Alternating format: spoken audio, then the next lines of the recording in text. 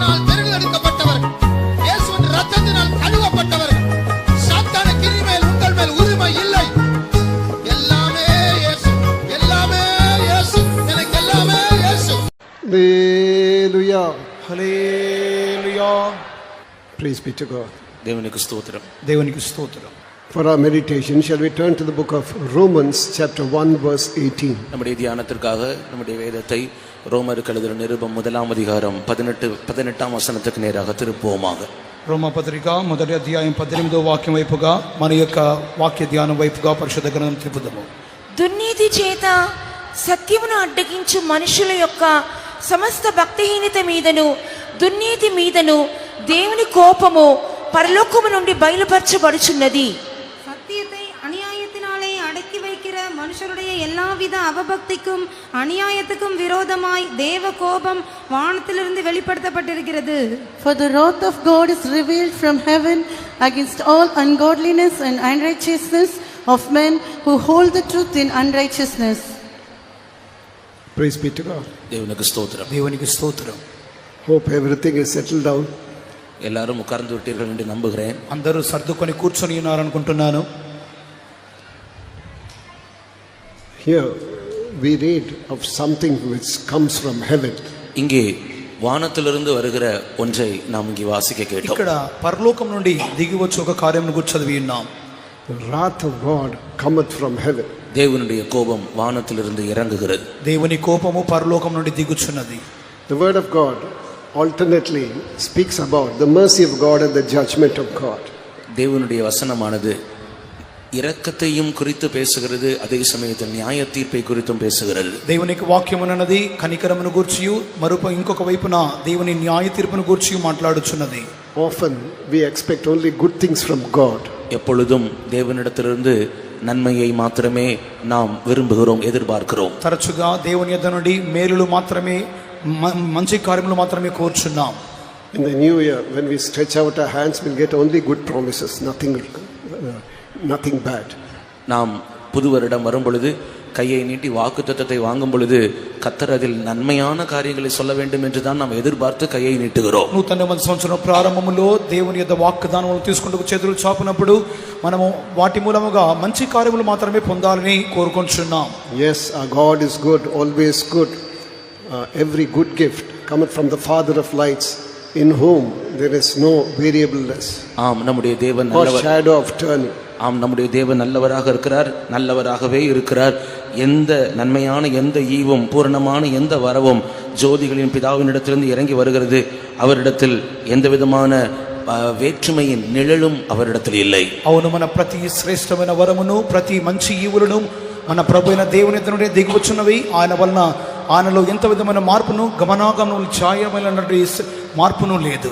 But on the other hand, how does man become worthy of the wrath of God? ஆனால் மறுபகுதியில் எப்படி ஒரு மனிதன் தேவ கோபத்திற்கு இரையாக மாறுகிறான்? కానీ ఇంకొక వైపుగా ఒక మనుషుడు ఏ రీతిగా దేవుని యొక్క కోపముకు పాత్రుడిగా మారుచున్నాడు?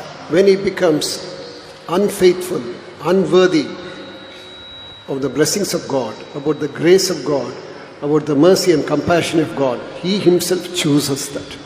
அவன் உண்மை இல்லாதவனாய் மாறும் பொழுது, தகுதியற்றவனாக மாறும் பொழுது, அதாவது தேவனுடைய இரக்கத்தையும் தேவனுடைய மனதுருக்கத்தையும் தேவனுடைய கிருபையையும் தேவனுடைய ஆசீர்வாதங்களையும் பெறுகிறதற்கு தகுதியற்றவனாய் அவன் மாறும் பொழுது அவன் தானே தேவ கோபத்தை தெரிந்து கொள்ளுகிறான். ఇంకొక వైపుగా మనుషుడు నమ్మకహీనుడిగా మారినప్పుడు, అతడు దేవుని ఎదుట అపాత్రుడుగా మారినప్పుడు, అనగా దేవుని యొక్క దయయు దేవుని కనికరమును కృపయు దేవుని ఆశీర్వాదములు పొందుకుంటకు అయోగ్యునిగా మారినప్పుడు అతడు తనకు తానే దేవుని యొక్క కోపోగ్రతను తన మీదగా రప్పించుకొనుచున్నాడు. I am sure that we all want to receive blessings from God. நான் நிச்சயமாய் என்னை நிச்சயப்படுத்திக் கொள்கிறேன், இங்கே இருக்கிற எல்லாரும் நாம் தேவனிடத்திலிருந்து நன்மையை ஆசீர்வாதங்களை மாத்திரம்தான் பெற வேண்டும் என்று விரும்புகிறோம். ఇక్కడ ఉన్న మన ప్రతి ఒక్కరము దేవుని యొద్ద నుండి ఆశీర్వాదములు మాత్రమే పొందుకొని కోరుచున్నామని నేను నమ్ముచున్నాను. The wrath of God will be coming upon the whole world, but we shouldn't be a party to that. தேவனுடைய கோபமானது முழு உலகத்தின் மேல் வரப்போகிறது, ஆனால் நாமோ அதில் ஒரு பங்காக இருக்க மாட்டோம். దేవుని యొక్క కోపోగ్రత సర్వలోకం మీదకి రాబోచున్నది, కానీ అందులో మనము పాలుభాగస్తులుగా ఉండనేమో. Why do we have these conventions, revival meetings, Bible studies and so on? எதற்காக நமக்கு கன்வென்ஷன் கூட்டங்கள், எழுப்புதல் கூட்டங்கள், விசேஷித்த வேதபாட கூட்டங்கள் நடத்தப்படுகின்றன? ఇందు నిమిత్తమై కన్వెన్షన్ కూటములు, ప్రత్యేకమైన ఉజ్జీవ కూటములు, ప్రత్యేకమైనటువంటి గ్రంథ పఠన కూటములు జరిపింపబడుచున్నవి. Many who have not understood the truth, many who have not accepted Christ Jesus, they should come into this. They should understand what the truth is, and they should be away from the wrath of God. இன்னும் சத்தியத்தை அறியாதவர்கள், ஆண்டவராகிய இயேசு கிறிஸ்துவை தன்னுடைய சொந்த இரட்சகராக ஏற்றுக்கொள்ளாதவர்கள் இந்த உலகத்தில் அநேகர் உண்டு. அவர்களும் இந்த சத்தியத்தை அறிந்து இயேசுவை தங்களுடைய சொந்த இரட்சகராக ஏற்றுக்கொண்டு வரப்போகிற தேவ கோபாக்கினைக்கு அவர்களும் தப்புவிக்கப்பட வேண்டும் என்பதற்காகவே. ఇంకను అనేకులు సత్యం ఎరుగకుండా ఉన్నారు, ప్రభువైన యేసుక్రీస్తును స్వంత రక్షకునిగా స్వీకరించకుండా ఉన్నారు. వారు వీటి మూలముగా సత్యమును గ్రహించి ప్రభువైన యేసుక్రీస్తును స్వంత రక్షకునిగా స్వీకరించి రాబోవు కోపకృత నుండి వారు తప్పింపబడవలనే కారణంతో నడిపించుచున్నాము. Today my subject is from heaven. இன்றைக்கு என்னுடைய பிரசங்கத்தினுடைய தலைப்பு பரலோகத்திலிருந்து. ఈ యొక్క దినమున నా యొక్క ప్రసంగం యొక్క శీర్షిక పరలోకము నుండి. What is God doing in heaven? தேவன் பரலோகத்தில் என்ன செய்து கொண்டிருக்கிறார்? దేవుడు పరలోకములో ఏమి చేయుచున్నాడు? What proceeds from heaven? பரலோகத்திலிருந்து என்ன புறப்படுகிறது? పరలోకము నుండి ఏమి బయలుదేరుచున్నది? After creating man, what is he doing there? மனிதனை சிருஷ்டித்த பிற்பாடு தேவன் பரலோகத்தில் இருந்து என்ன செய்து கொண்டிருக்கிறார்? మనుషుని సృష్టించిన తరువాత పరలోకములో నుండి ఆయన ఏం చేయుచున్నాడు? What does he impart? What does he like to impart to man who was created in his own image and likeness? தன்னுடைய சாயலின்படி, தன்னுடைய ரூபத்தின்படி உண்டாக்கப்பட்டதான மனிதனுக்குள் இன்னும் அவர் என்ன உண்டாக்க, என்ன செலுத்த அவர் விரும்புகிறார்? తన యొక్క స్వరూపము, తన యొక్క పోలిక చొప్పున సృష్టింపబడిన మనుషునిలోనికి ఆయన ఇంకను ఏమి చొప్పించగోరుచున్నాడు? So God put this in my heart for this convention. இந்த கன்வென்ஷனுக்காக இதை குறித்து தான் பேச வேண்டும் என்று என் இருதயத்தில் தேவன் வைத்தார். ఈ కన్వెన్షన్ యొక్క దినములలో దీనిని గురించి మాట్లాడమని దేవుడు నా హృదయములో ఉంచి ఉన్నారు. What proceeds from heaven? What happens from, what are the blessings? First of all, good things, then after bad things. பரலோகத்திலிருந்து என்ன வருகிறது? முதலாவது வருகிறதான நன்மைகள் என்ன, பிற்பாடு வருகிறதான தீமைகள் என்ன? పరలోకము నుండి ఏమి బయలుదేరుచున్నది? మొదటిదిగా మేలైన కార్యములు, తరువాత కీడైన కార్యములు చెప్పగోరుచున్నాను. When we turn to the book of Psalms 14 verse 2, நாம் 14ஆம் சங்கீதம் 2ஆம் வசனத்துக்கு நம்முடைய வேதத்தை திருப்பும் பொழுது 14వ కీర్తన 2వ వాక్యం వైపుగా చూచున్నప్పుడు, from heaven God looks down upon the earth, upon mankind. பரலோகத்திலிருந்து, வானத்திலிருந்து தேவன் மனித குலத்தை நோக்கி பார்க்கிறார். యెహోవా ఆకాశం నుండి లేక పరలోకం నుండి నరులను పరిశీలించెను. Due to lack of time, we'll read only in Telugu. தெலுங்குவில் மாத்திரம் வாசிங்கள், நேரம் குறைவா இருக்கிறபடி. సమయం కొరత మూలముగా తెలుగులో మాత్రమే చదువుకుంటున్నాం. వివేకము కలిగి దేవుని వెతుకువారు కలరేమో అని యెహోవా ఆకాశము నుండి చూచి నరులను పరిశీలించెను. Praise be to God. தேவனுக்கு ஸ்தோத்திரம். దేవునికి స్తోత్రం. Lord looks down upon mankind to find out if there is someone who understands, if there is someone who seeks after God. பரலோகத்திலிருந்து தேவன் மனுபுத்திரரை கண்ணோக்கி பார்க்கிறார். உணர்வுள்ளவன் அல்லது தேவனை தேடுகிறவன் ஒருவனாகிலும் உண்டோ என்று கண்ணோக்கி பார்க்கிறார். దేవుడు పరలోకం నుండి నరులను పరిశీలించి వివేకము కలిగి దేవుని వెతుకువారు కలరేమో అని ఆయన చూచున్నాడు. I mean God who is true God, faithful God, righteous God, who has created the heaven and the earth and the whole universe and you and me. ஆம், நம்முடைய தேவன் உண்மை உள்ளவர், சத்தியம் உள்ளவர், நீதி உள்ளவர், வானத்தையும் பூமியையும் அண்ட சராசரங்களையும் உங்களையும் என்னையும் உண்டாக்கின தேவன். మన దేవుడు నమ్మకస్తుడు, సత్యవంతుడు, నీతిమంతుడు. ఆయన సర్వాంతర్యాలను ఆయన మనం కలిగించి ఉన్నాడు. నిన్నును నన్ను సృష్టించి ఉన్నాడు. During devotion time we heard about Baal and the living God. ஆவியினரை பகுதியில் பாகாலையும் ஜீவனுள்ள தேவனையும் குறித்து நாம் கேள்விப்பட்டோமே. ఆత్మ నింపుదల భాగములో బయలును గురించి, యెహోవాను గురించి మనం చూచినాం కదా. He looks down from heaven to find out whether there is someone who's seeking after truth, who's seeking after God, living God, no matter you may belong to any other religion. தேவன் பரலோகத்திலிருந்து கண்ணோக்கி பார்க்கிறார். இந்த பூமியில் யாராகிலும் ஒருவராகிலும் சத்தியத்தை தேடுகிறார்களா, ஜீவனுள்ள தேவனை தேடுகிறார்களா என்று கண்ணோக்கி பார்க்கிறார். அவர்கள் எந்த மதத்தை சார்ந்தவர்களா இருந்தாலும் பரவாயில்லை.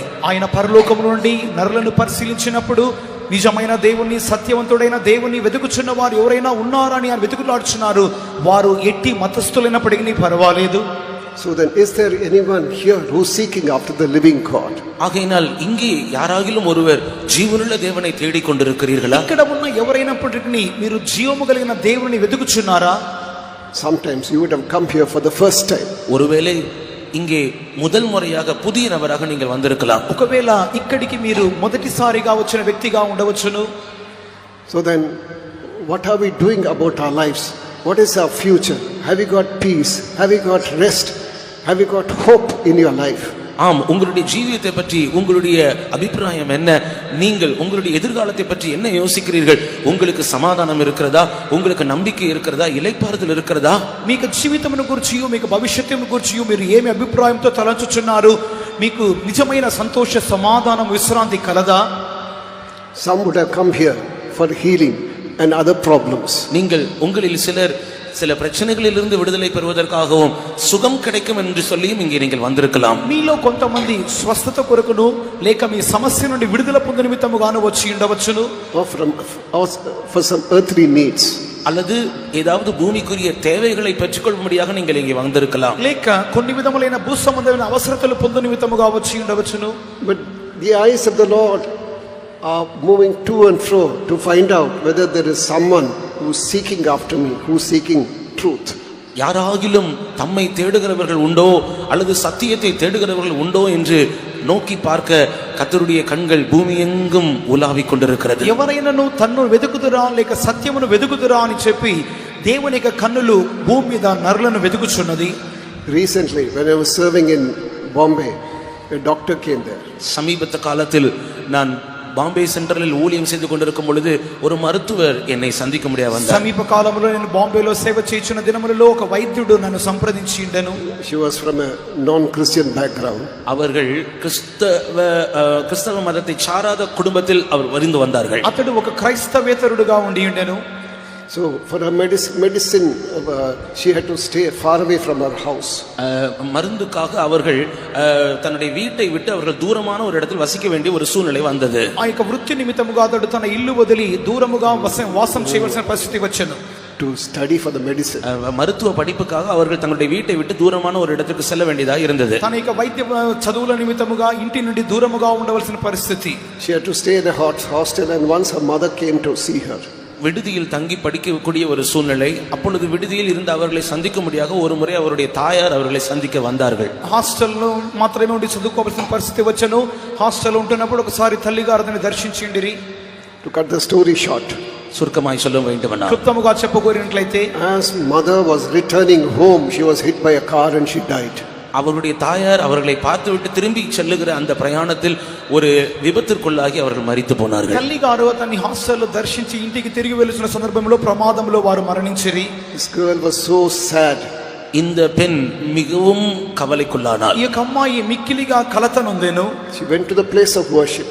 அவர் ஆராதனை ஸ்தலத்திற்கு போனாள். ఆమె ఆరాధించు స్థలముకు వెళ్ళెను. She was asking so many questions. Why should it happen to my mother like this? அவள் பல கேள்விகளை ஆண்டவரை நோக்கி கேட்டாள். ஏன் என்னுடைய தாய்க்கு இப்படி சம்பவித்தது என்று. ఈ విధముగా నా తల్లికి ఎందుకు ఈ రీతిగా సంభవించనని పలు రీతిలుగా ప్రశ్నించెను. Then living God clearly spoke to her. ஜீவனுள்ள தேவன் மிக தெளிவாக அவளோடு பேசினார். జీవము కలిగిన దేవుడు మిక్కిలి తేటగా ఆమెతో మాట్లాడి, I am the creator God. I have created the heaven and the earth and the whole universe. நான் தான் சிருஷ்டி கர்த்தர், நான் தான் வானத்தையும் பூமியையும் அண்ட சராசரங்களையும் உண்டாக்கினவர். నేనే సృష్టికర్త అయిన దేవుడను, ఆకాశమును భూమిని విశ్వాంతరాలమును కలిగించిన దేవుడను. She wanted to know God. She had a craving for God. அவளுக்கு ஆண்டவர் மேல் ஒரு ஆசை, ஆண்டவர் மேல் ஒரு வாஞ்சை இருந்தது. దేవుని తెలుసుకునే నిమిత్తముగా ఒక వాంఛ ఆమెలో పుట్టెను. Is there anyone who wants knowledge, not earthly knowledge but heavenly knowledge? யாராகிலும் அறிவு வேண்டும் என்று விரும்புகிறீர்களா? சாதாரண பூமிக்குரிய அறிவு அல்ல, பூமிக்குரிய ஞானம் அல்ல, பரலோகத்துக்கு அடுத்ததான காரியங்களை புரிந்து கொள்ளக்கூடிய அறிவு. మీలో ఎవరికైనా జ్ఞానము కావాలన్నా భూ సంబంధమైనది కాదు గాని పరలోకం నుండి వచ్చు జ్ఞానము. Man seeks after the earthly wisdom, earthly knowledge. The word of God says it is devilish. மனிதன் பூமிக்குரிய ஞானத்தையும் பூமிக்குரிய அறிவையும் தேடுகிறான். ஆனால் வேதம் அதை பேய்த்தனத்துக்கு அடுத்த ஞானம் என்று சொல்லுகிறது. మనుషుడు భూ సంబంధమైన జ్ఞానమును తెలివిని వెతుకుచున్నాడు గాని వాక్యం చెప్పుచున్నది అది దయ్యము లేక జ్ఞానము. But there is something called heavenly knowledge, the knowledge of the holy, ஆனால் பரலோகத்தை குறித்ததான அறிவு ஒன்று இருக்கிறது, அது பரிசுத்தரின் அறிவு. కానీ పరలోకం నుండి వచ్చు జ్ఞానం ఒకటి ఉన్నది, అది పరిశుద్ధిని కూర్చున్నటువంటి జ్ఞానము. This is one of the blessings which God gives you. He is looking at us at the same time to find out, is there anyone who is seeking after me, seeking for more of holiness, more righteousness, to be more like me. இதுதான் பரலோகத்திலிருந்து வருகிறதான ஒரு காரியம். யாராகிலும் தன்னை அறிந்து கொள்ளும்படியாக, தன்னை பற்றி இன்னும் அதிகமாக அறிந்து கொள்ளும்படியாக, பரிசுத்தத்தை குறித்து இன்னும் அதிகமாக அறிந்து கொள்ளும்படியாக, சத்தியத்தை அறியும்படியாக யாராவது இருப்பார்கள் என்று சொன்னால் அவர்களுக்கு இந்த ஆசீர்வாதத்தை தேவன் தருகிறார். ఇదే పరలోకం నుండి వచ్చే ఒక కార్యముగా ఉన్నది.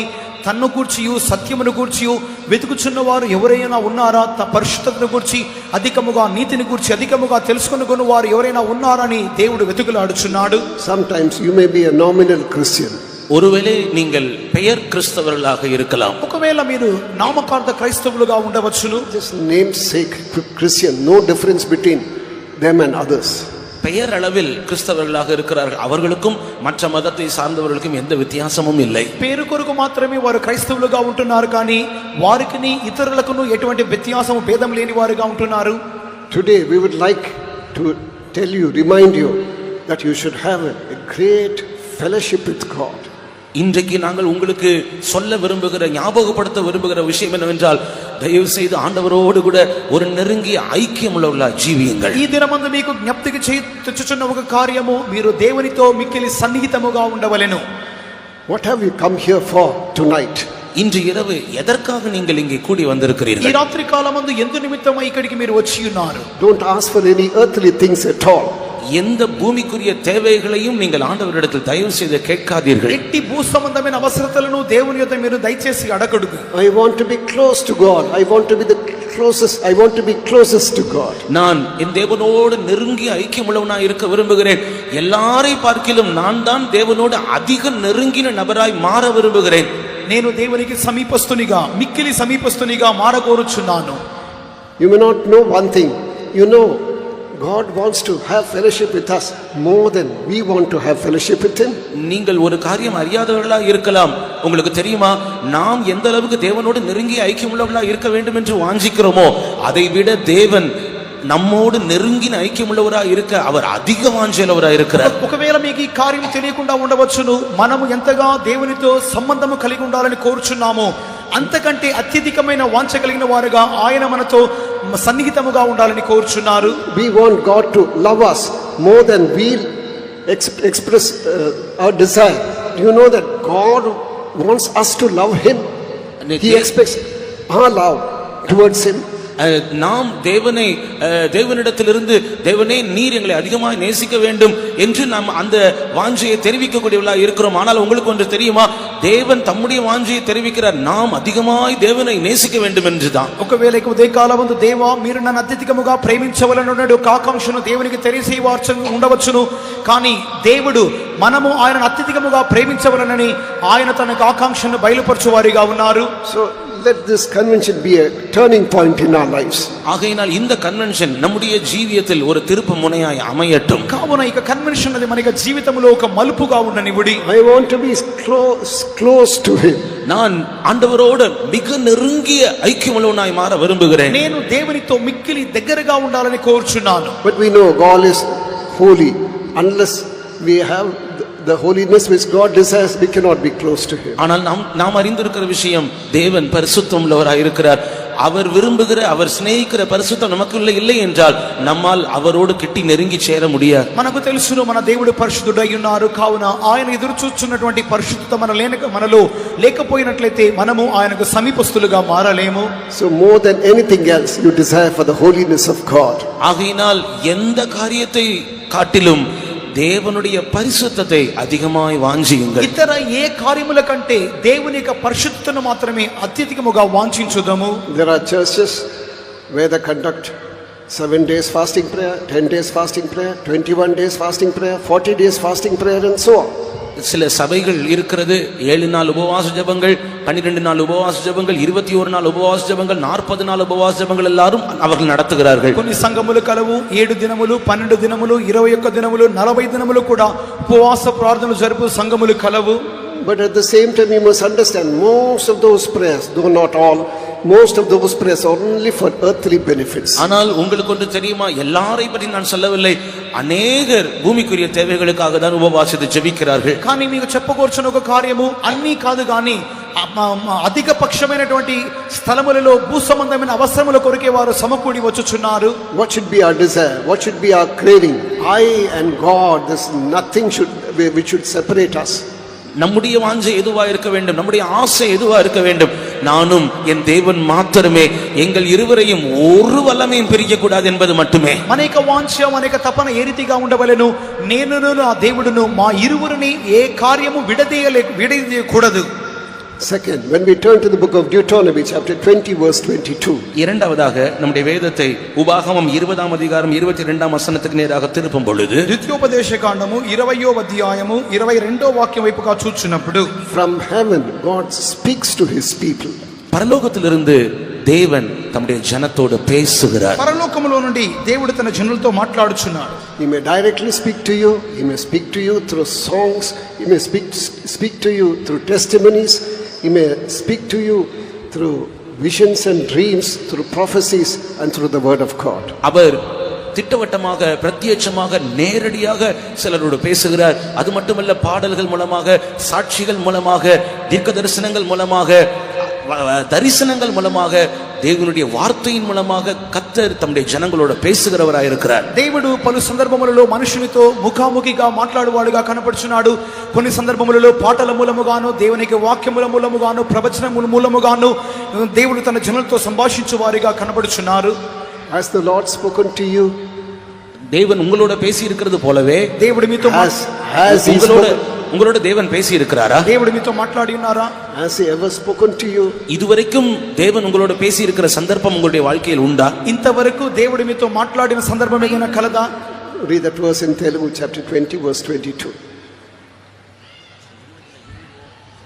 I'm sorry. Or Nehemiah chapter 9 verse 13. நெகேமியா 9ஆம் அதிகாரம் 13ஆம் வசனம். నెహెమియా 9:13.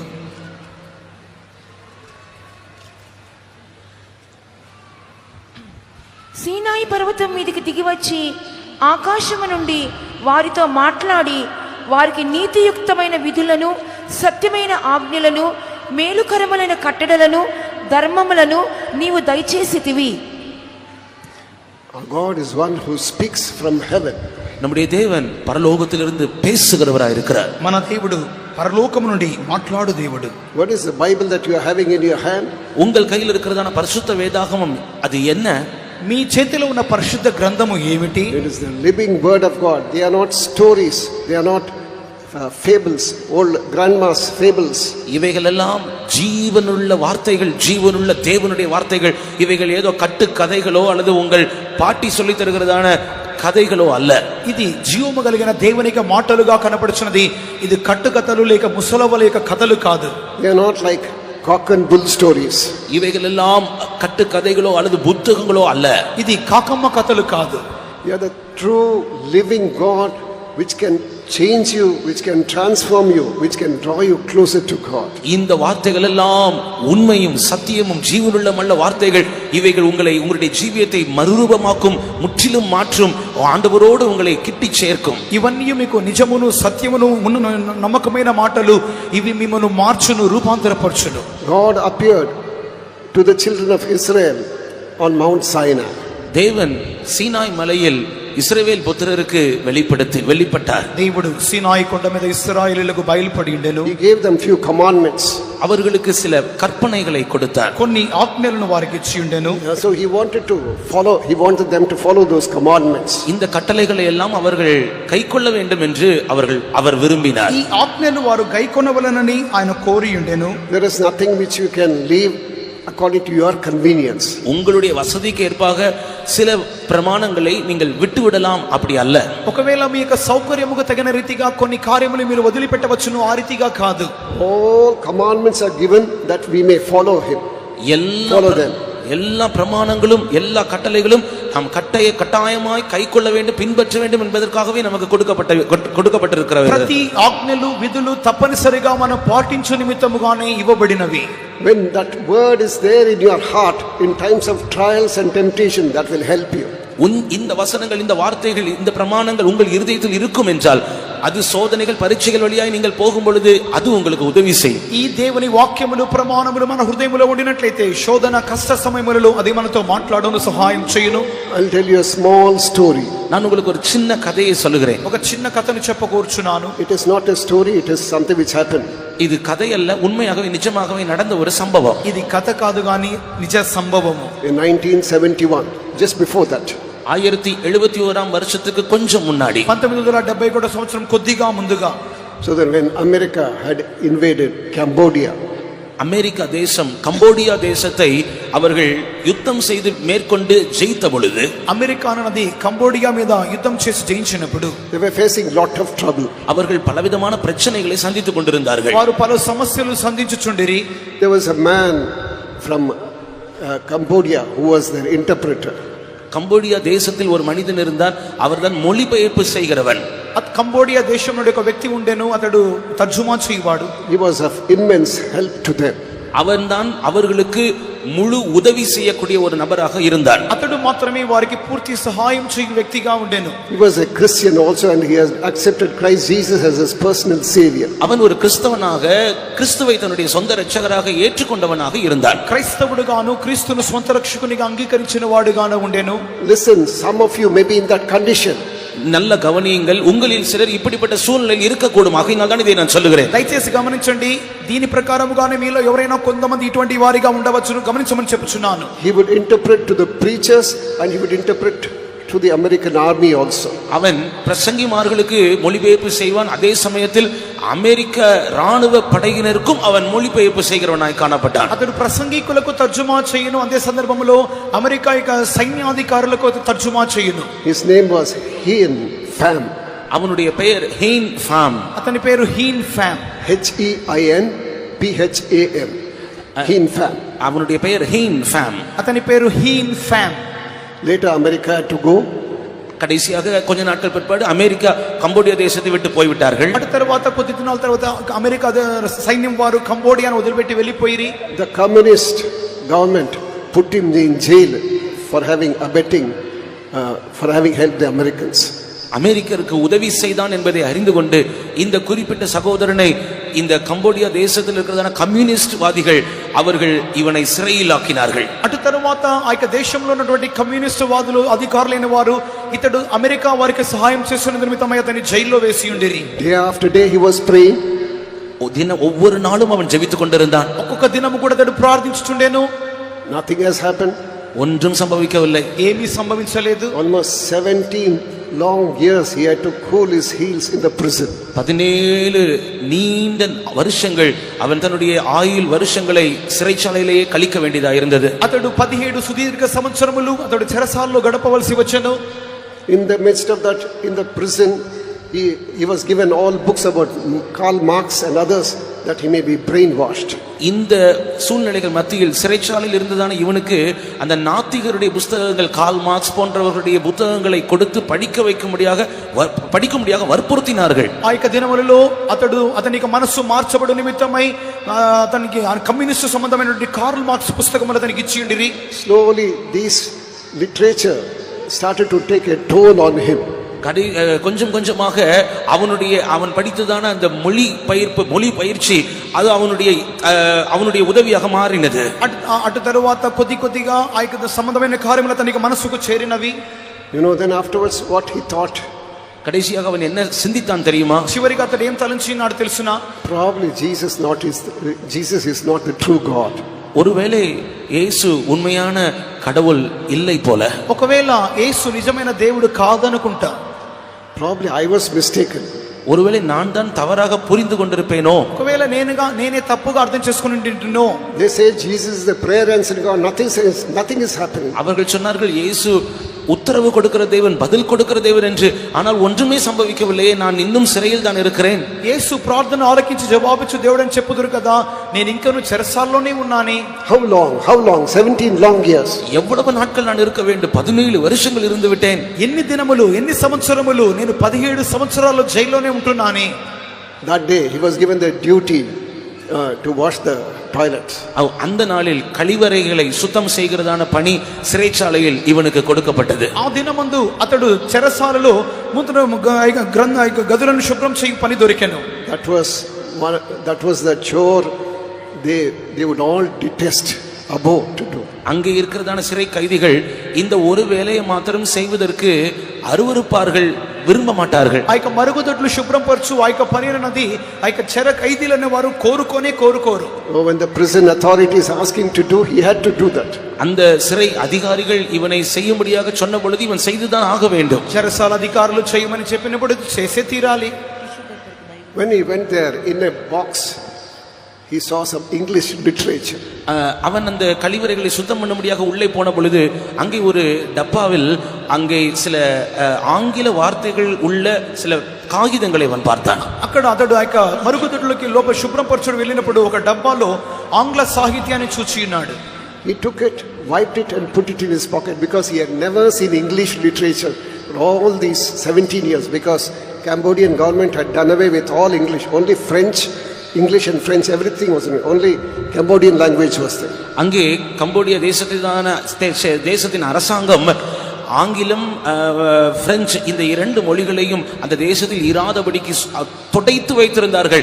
ஆகையினால் இவனுக்கு ஆங்கிலத்தை பார்க்க வேண்டும் என்கிறதான ஆசை அதிகமாயிருந்தது. 17 வருஷம் இவன் அந்த ஆங்கிலத்தை பார்க்கவே இல்லை.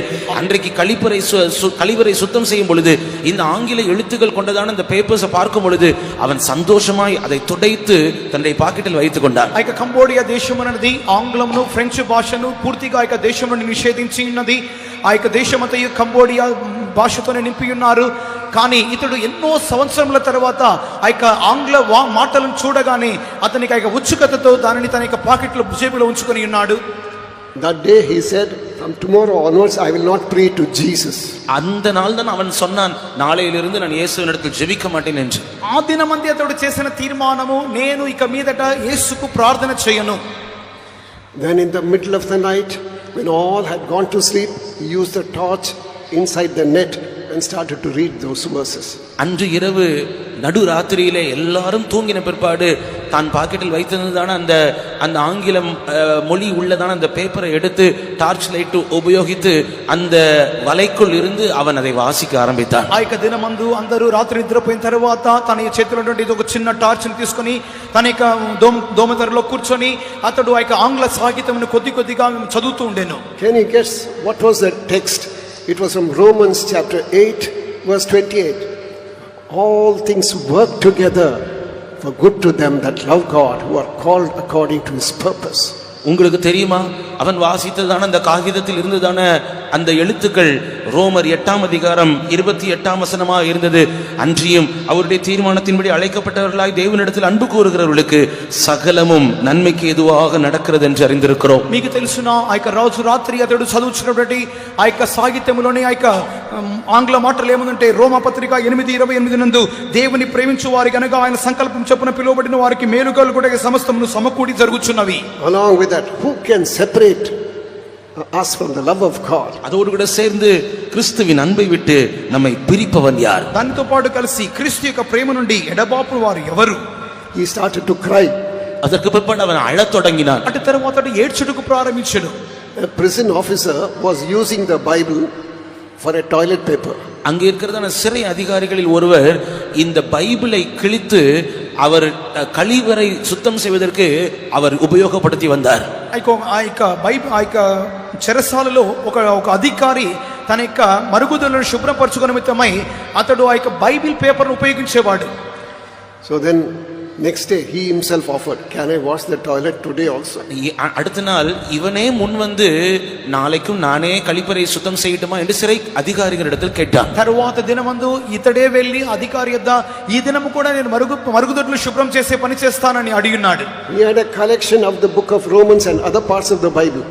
அப்படி தினந்தோறும் கழிப்பறை சுத்தம் செய்து அவன் ரோமர் எழுதின நிருபம் முழுவதும் இன்னும் வேதத்தினுடைய சில பகுதிகளை அப்படியே சேர்த்து சேகரித்துக் கொண்டான். ఆ విధముగానే ప్రతి దినమందు అతడు మరుగుదొడ్లు శుభ్రం చేయు పని నిమిత్తమై వెళ్ళి రోమా పత్రికయు మరియు కొన్ని ఇతర బైబిల్ గ్రంథములను కొన్ని పుస్తకములను అతడు సేకరించి ఉన్నాడు. One more miracle happened. இன்னும் ஒரு அதிசயம் சம்பவித்தது. ఇంకొక అద్భుతం జరిగెను. When he repented and started praising God, அவன் மனம் திரும்பி மறுபடியுமாக ஆண்டவரை நோக்கி துதிகளை செலுத்தின பொழுது, అతడు మారు మనసు పొంది తిరిగి దేవుని స్తుతించుటకు ప్రారంభించినప్పుడు, then very soon, God, by godly heavenly providence or something like, he was released from the jail. வெகு சீக்கிரமாக பரலோகத்தினுடைய வேலையாய்தான் இருக்கும் அவன் சிறையில் இருந்து வெளியே வந்தான். అతి త్వరలోనే పరలోకం యొక్క సహాయముతో అతడు త్వరలో నుండి విడుదలయ్యాను. God speaks to his people. தேவன் தம்முடைய ஜனத்தோட பேசுகிறார். దేవుడు తన జనులతో మాట్లాడుచున్నాడు. Even if the word of God is in the toilet also, it has got power. தேவனுடைய வார்த்தை கழிப்பறையில் இருந்தாலும் கூட அந்த வார்த்தையில் வல்லமை உண்டு. దేవుని యొక్క మాట మరుగుదొడ్డిలో ఉన్నప్పటికీ ఆ యొక్క మాటలో శక్తి కలదు. Shortly, God helped him to escape to America. சுருக்கமாக சில நாட்களுக்குள்ளாகவே தேவன் அவனை அமெரிக்காவுக்கு செல்லும்படியாக உதவி செய்தார். అతి త్వరలోనే అతడు అమెరికాకు పారిపోవు నిమిత్తమై సహాయం చేసి ఉండెను. Don't neglect to read your Bible. God speaks. These are God's words. நீங்கள் வேத வசனங்களை வாசிக்கிறதற்கு நீங்கள் அல்லல் தட்ட வேண்டாம். நீங்கள் அவைகளெல்லாம் தேவனுடைய வார்த்தைகளா இருக்கிறது. వాంఛయోడు వాసియంగల్. పరిశుద్ధ గ్రంథమును చదువు నిమిత్తమై అలక్ష్యము చేయవద్దు. అది దేవుని యొక్క జీవము కలిగిన నోటి మాటలు. They are spoken by God. They are spoken from heaven. It's not from man. இவைகள் தேவன் உரைத்த வார்த்தைகள், பரலோகத்திலிருந்து வந்த வார்த்தைகள். இவைகள் மனுஷனுடைய வார்த்தைகள் அல்ல. అవన్నీ దేవుని యొద్ద నుండి పరలోకం నుండి మాట్లాడబడిన మాటలు, మనుషుని మాటలు కాదు. You know, in Latin, what is the meaning of the word gospel? நீங்கள் லத்தீன் மொழியில் சுவிசேஷம் என்கிறதான வார்த்தையினுடைய அர்த்தத்தை அறிந்திருக்கிறீர்களா? లాటిన్ భాషలో సువార్త అన్నటువంటి మాట యొక్క అర్థము మీకు తెలుసునా? It is God's spell. அது தேவனுடைய உச்சரிப்பு என்று சொல்லப்பட்டிருக்கிறது. అది దేవుని యొక్క ఉచ్చారణ. God's spell. They were put together and made gospel. தேவனுடைய உச்சரிப்பு, அதுதான் சேர்த்து సువిశేషం என்று గాస్పల్ என்று சொல்கிறார்கள். దేవుని యొక్క ఉచ్చారణ అని చెప్పినటువంటి ఆ యొక్క మాటలను చేర్చే సువార్త గాస్పల్ అని చెప్పబడుచున్నది. Then what do we read? Now God is speaking. God is speaking to you. God is speaking day after day from heaven. நாம் என்ன படிக்கிறோம்? தேவன் ஒவ்வொரு நாளும் நம்மோட பேசுகிறார். ஒவ்வொரு நாளும் ஆண்டவருடைய வார்த்தைகள் நமக்கு கொடுக்கப்பட்டு கொண்டே இருக்கிறது. ప్రతి దినమందు దేవుడు మనతో మాట్లాడుచునే ఉన్నారు. ప్రతి దినము దేవుని యొక్క వాక్కులు మనకు ఇవ్వబడుచునే ఉన్నవి. Praise be to God. దేవునికి స్తోత్రం. దేవునికి స్తోత్రం. Read Job chapter 33 verse 15. యోబుவின் పుస్తకం 33వ అధికారం 15వ వచనத்தை వాసియంగల్. యోబు గ్రంథము 33:15వ వాక్యము. మంచము మీద కునుకు సమయమున గాఢ నిద్ర పట్టినప్పుడు కలలో రాత్రి కలుగు స్వప్నములలో నరులు గర్విష్ఠులు కాకుండా చేయునట్లు తాము తలచిన కార్యము వారు మానుకొని చేయునట్లు. In the middle of the night, when you are fast asleep, God speaks to his people. நீங்கள் நடு ராத்திரியில் அயர்ந்து தூங்கிக் கொண்டிருக்கும் பொழுது கூட தேவன் உங்களோட பேசுகிறவராய் இருக்கிறார். మధ్య రాత్రిలో గాఢ నిద్రలో కూడా దేవుడు మనతో మాట్లాడువారుగా ఉన్నారు. As a little boy, I was mischievous. I never used to pray, but except this prayer. நான் சிறு பையனா இருக்கும் பொழுது சேட்டைக்காரனா இருந்தேன். எப்பொழுதும் நான் ஜெபிக்கிறதில்லை. ஆனால் இந்த ஒரு ஜெபத்தை நான் தவறாமல் செய்து வந்தேன். చిన్న వయసులో తుంటరి పనులు చేస్తున్నప్పటికీ కూడా ప్రార్థన చేసే అలవాటు నాకు లేకపోయినప్పటికీ ఈ ప్రార్థన మటుకు తప్పనిసరిగా చేసేవాడిని. I was a 7-year-old boy also when we came into this fellowship. இந்த பரிசுத்தவான்களுடைய ஐக்கியத்துக்குள் எங்களுடைய குடும்பம் வந்த பொழுது நான் வெறும் 7 வயது சிறுவன். ఈ యొక్క సహవాసంలోనికి మేము వచ్చే సందర్భంలో నా వయసు 7 ఏండ్లు. I would always pray, Lord, tonight you should appear unto me in my dream. நான் ஒவ்வொரு நாள் படுக்கும் பொழுதும் சொல்லுவேன், ஆண்டவரே இன்றைக்கு இரவு என்னுடைய சொப்பனத்தில் நீர் வர வேண்டும், நான் உம்மை பார்க்க வேண்டும். పడుకొంటకు ముందుగా నేను ప్రార్థించే మాట, దేవా ఈ యొక్క నా రాత్రి కలలో నీవు నాతో రావాలి, నేను నిన్ను చూడాలి. Though I was mischievous, God appeared unto me a couple of times. நான் சேட்டைக்காரனாய் இருந்த போதிலும் இந்த ஜெபம் செய்தபடினால் 2 முறையோ அல்லது 3 முறையோ தேவன் உண்மையாகவே சொப்பனத்தில் எனக்கு காட்சி அளித்திருக்கிறார். నేను తుంటరివానిగా ఉన్నప్పటికీ ఈ ప్రార్థనకు జవాబుగా 2-3 సార్లు నా యొక్క స్వప్నంలో దేవుడు నాకు కనబడెను. What does God speak to us? தேவன் என்ன பேசுகிறார் நம்மோடு? దేవుడు మనతో ఏం మాట్లాడుచున్నాడు? He says, you forsake your foolish ways. அவர் சொல்லுகிறார், உன்னுடைய பொல்லாத வழிகளை விட்டுவிடு என்று சொல்லுகிறார். నీ బుద్ధిహీనమైనటువంటి మార్గములు వదిలిపెట్టుము. As we read from the book of Proverbs chapter 8 verses 4 and 5. நம் நீதிமொழிகளின் புத்தகம் 8ஆம் அதிகாரம் 4ஆம் 5ஆம் வசனங்களில் இருந்து வாசிக்கிறது போல, సామెతలు 8వ అధ్యాయము 4-5 వాక్యములో చదువుచున్నప్పుడు, how long will you remain in your foolishness? எவ்வளவு காலம் உன்னுடைய புத்தியினத்தில் நீ இருப்பாய்? ఎంత కాలము మీ బుద్ధిహీనతలో నిలిచియుందురు? How long will you run after vanities? எவ்வளவு காலம் மாயைக்கு பின்பாக நீங்கள் ஓடுவீர்கள்? ఎంత కాలము వ్యర్థమైన వాటి వెంట వెలుదురు? How long you will run after wind? எவ்வளவு காலம் நீங்கள் காற்றுக்கு பின்பாக ஓடுவீர்கள்? గాలి వెంట ఎంత కాలము వెలుదురు? You know, when we turn to the book of Ecclesiastes chapter 1 verse 14. நாம் பிரசங்கியின் புத்தகம் 1ஆம் அதிகாரம் 14ஆம் வசனத்துக்கு வேதத்தை திருப்பி பார்க்கும் பொழுது ప్రసంగి 1:14 నందు మనం చదువుచున్నప్పుడు In some language it is mentioned frustration of spirit. சில மொழிபெயர்ப்புகளில் அவைகள் மனதுக்கு சஞ்சலமாய் இருக்கிறது என்று சொல்லப்பட்டிருக்கிறது. కొన్ని భాషల్లో చెప్పబడుచున్నప్పుడు అది ఆ మనకి ఆత్మలో ఒక విధమైన విసుగును పుట్టించుచున్నది. But in the Kannada and other languages it is mentioned running after the wind. ஆனால் கன்னட மொழியிலும் இன்னும் மற்ற பல்வேறு மொழிபெயர்ப்புகளிலும் காற்றுக்கு பின்பாக ஒரு மனிதன் ஓடுவதை போல அது காணப்படுகிறது என்று சொல்லப்பட்டிருக்கிறது. కన్నడ భాషలోను ఇతర కొన్ని భాషలోను తెలుగులోను అవి ఒకడు గాలికై ప్రయాసపడినట్టున్నదని చెప్పబడుచున్నది. Oh young man, young lady, what are you running after? ஓ வாலிப சகோதரனே, வாலிப சகோதரியே, நீங்கள் எதற்கு பின்பாக ஓடிக்கொண்டிருக்கிறீர்கள்? యవన సహోదరుడా, యవన సహోదరి, దేని వెంట మీరు వెళ్ళుచున్నారు? How long? These are all foolishness. They will not be able to satisfy. They are only wind. இவைகள் எல்லாம் புத்தியீனங்கள். இவைகள் உங்களை ஒரு நாளும் திருப்தி அடைய செய்யாது. இவைகள் வெறும் காற்றுதான். ఇవన్నీ బుద్ధిహీనతలు, మిమ్మును తృప్తిపరచనేవవు. ఇవి గాలి వంటివి. These are only to gratify your flesh for a moment. இவைகள் எல்லாம் உங்களுடைய மாம்சத்தை சில காலம் திருப்திப்படுத்தக்கூடியவைகளாக தான் இருக்கின்றன. ఇవన్నీ కొద్ది కాలము మీకు శరీరమును తృప్తిపరచుకొ నిమిత్తముగా ఉండవే. Afterwards there will be frustration of spirit. Afterwards you say, why did I ever do that? அதற்கு பிற்பாடு அது மனதுக்கு விரக்தியாக சஞ்சலமாக மாறிவிடும். நீங்களே சொல்வீர்கள், ஐயோ நான் ஏன் அதை செய்தேன் என்று. అది చేసిన తర్వాత మనలో ఒక విధమైన విసుగు పుట్టును, విరక్తి కలుగును. అయ్యో నేను ఎందుకు ఇది చేస్తున్నానని అటువంటి మన తలంపు మనకు కలుగును. When I was in the Gulf, a young man came to me. நான் வளைகுடா தேசத்தில் தேவனுக்கு ஊழியம் செய்து கொண்டிருந்த பொழுது ஒரு வாலிப சகோதரன் என்னை சந்திக்க முடியாது வந்தார். మధ్య ప్రాచ్యంలో ఉన్నప్పుడు ఒక యవనస్తుడు సంధించుటకు వచ్చి ఉండెను. He had committed a grave sin. அவன் ஒரு பெரிய பாவம் செய்து வந்திருந்தான். అతడు ఒక గొప్ప పాపం చేసి వచ్చి ఉండెను. When he came and said, I don't have any peace. I don't have peace. I rest in my life. அவன் வந்து என்னிடத்தில் சொன்னான், எனக்குள் சமாதானம் இல்லை, எனக்குள் இளைப்பாறுதல் இல்லை, நிம்மதி இல்லை என்று சொன்னான். అతడు నాలో సంతోషం, సమాధానం, నెమ్మది లేదని చెప్పుచూ ఉండెను. How many of us are running after wind? எத்தனை பேர் நம்மில் எத்தனை பேர் காற்றுக்கு பின்பாக ஓடிக்கொண்டிருக்கிறோம்? మనలో ఎంతమంది గాలికి వెంట వెళ్ళుచున్నాము? They will not satisfy you. There will be something you will regret, not only throughout your lifetime, throughout eternity. அவைகள் எல்லாம் உங்களுக்கு சமாதானத்தையோ சந்தோஷத்தையோ தரப்போகிறதில்லை. மாறாக நீங்கள் துக்கப்பட போகிறீர்கள். உங்கள் ஆயுள் காலம் முழுவதும் அல்ல, நித்தியமாய் அதை குறித்து துக்கப்பட போகிறீர்கள். అవన్నీ సంతోష సమాధానం మనకి ఇవ్వవు. కానీ అటు తర్వాత మనం దుఃఖపడు వారముగా ఉన్నాము. ఆయుష్కాలమంతయు కాదు గాని నిత్యమంతయు దుఃఖపడు వారముగా ఉందుము. God speaks about a string of doctrines. தேவன் உபதேசங்களை சரளங்களாக நம்மோடு பேசுகிறார். దేవుడు మనను ఉపదేశములను సంపుటములుగా మాట్లాడుచున్నాడు. I don't have time to mention that. I'll just mention one verse about the doctrine of water baptism. Where has it come from? நான் எனக்கு எல்லா உபதேசங்களையும் சொல்வதற்கு எனக்கு சமயம் இல்லை. ஒரு உபதேசத்தை சொல்லுகிறேன், தண்ணீர் ஞானஸ்நான சத்தியம். அது எங்கே இருந்து வந்தது? ఉపదేశములని చెప్పుటకు సమయం లేదు. ఒకటి మాత్రం మాట్లాడుదును. బాప్తిస సత్యము ఎక్కడి నుండి వచ్చినది? When we turn to the book of Matthew chapter 21 verse 25.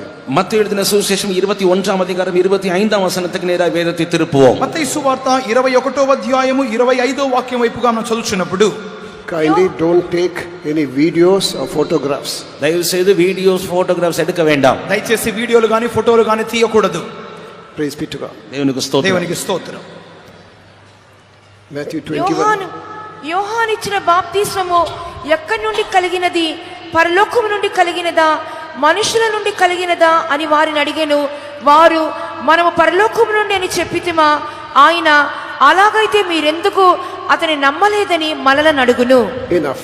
Has it? Now there is a question. Jesus puts a question.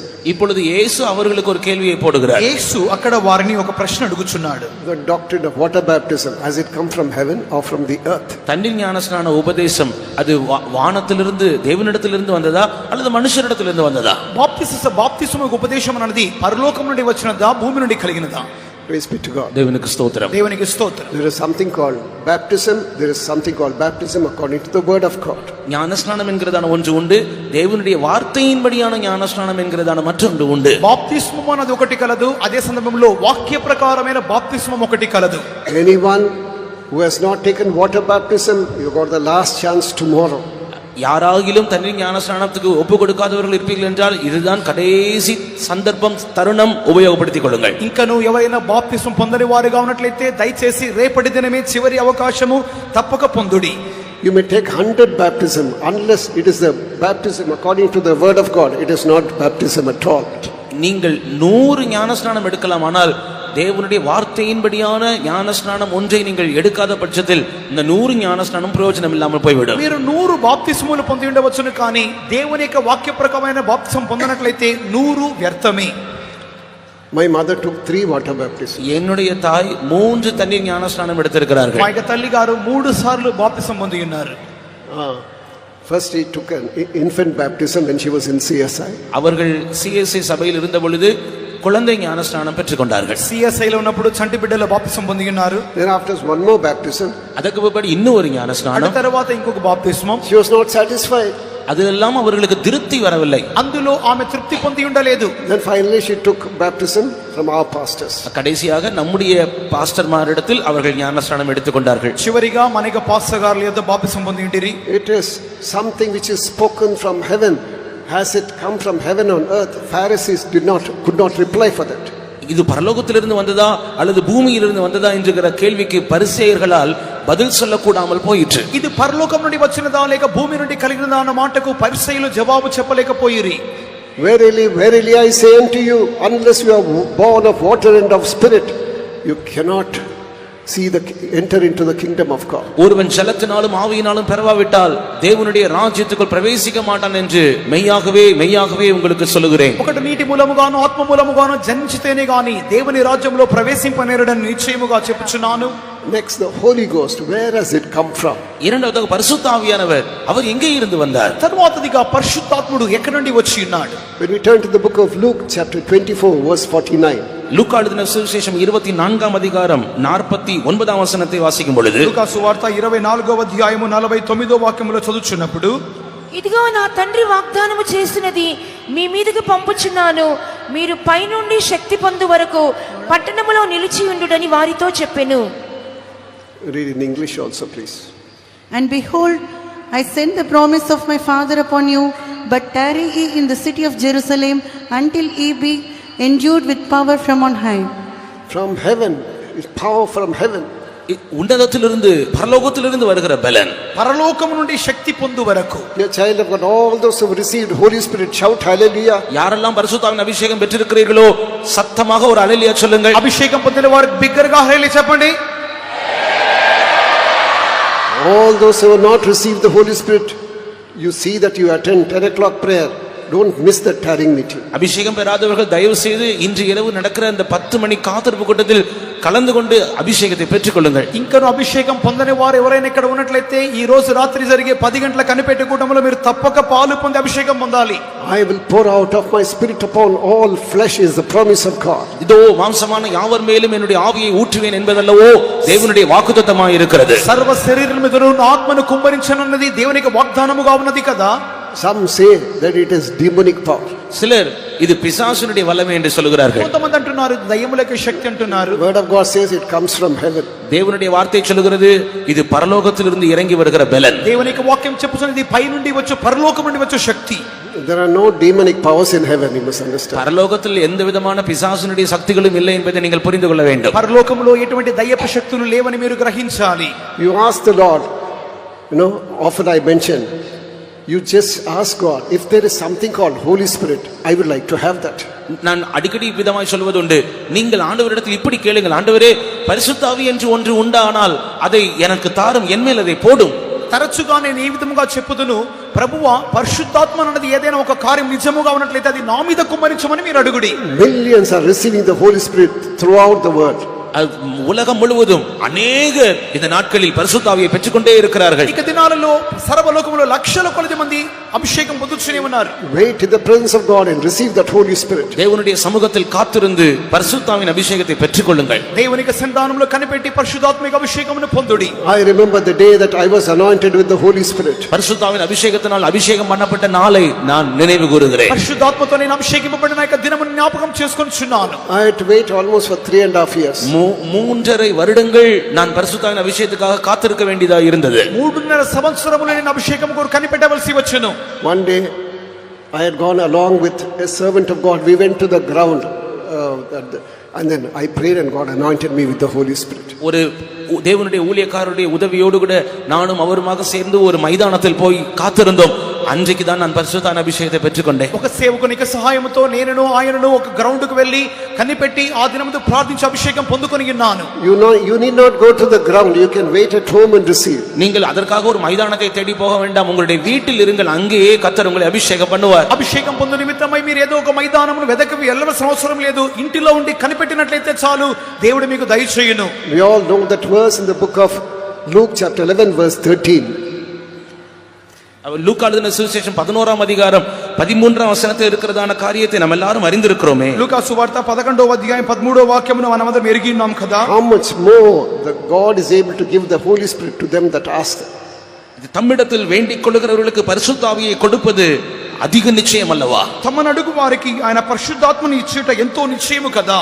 Those who have not received the Holy Spirit don't leave this convention campus without receiving the Holy Spirit. அபிஷேகம் இன்னும் பெறாதவர்கள் இந்த convention வளாகத்தை பரிசுத்த ஆவியின் அபிஷேகத்தை பெறாமல் வெளியே போக வேண்டாம். అభిషేకము ఇంకను పొందని వారు ఎవరైనా ఉన్నట్లయితే మీరు దయచేసి అభిషేకం పొందినంత వరకు ఇక కన్వెన్షన్ క్యాంపస్ వదిలిపెట్టి వెళ్ళవద్దు.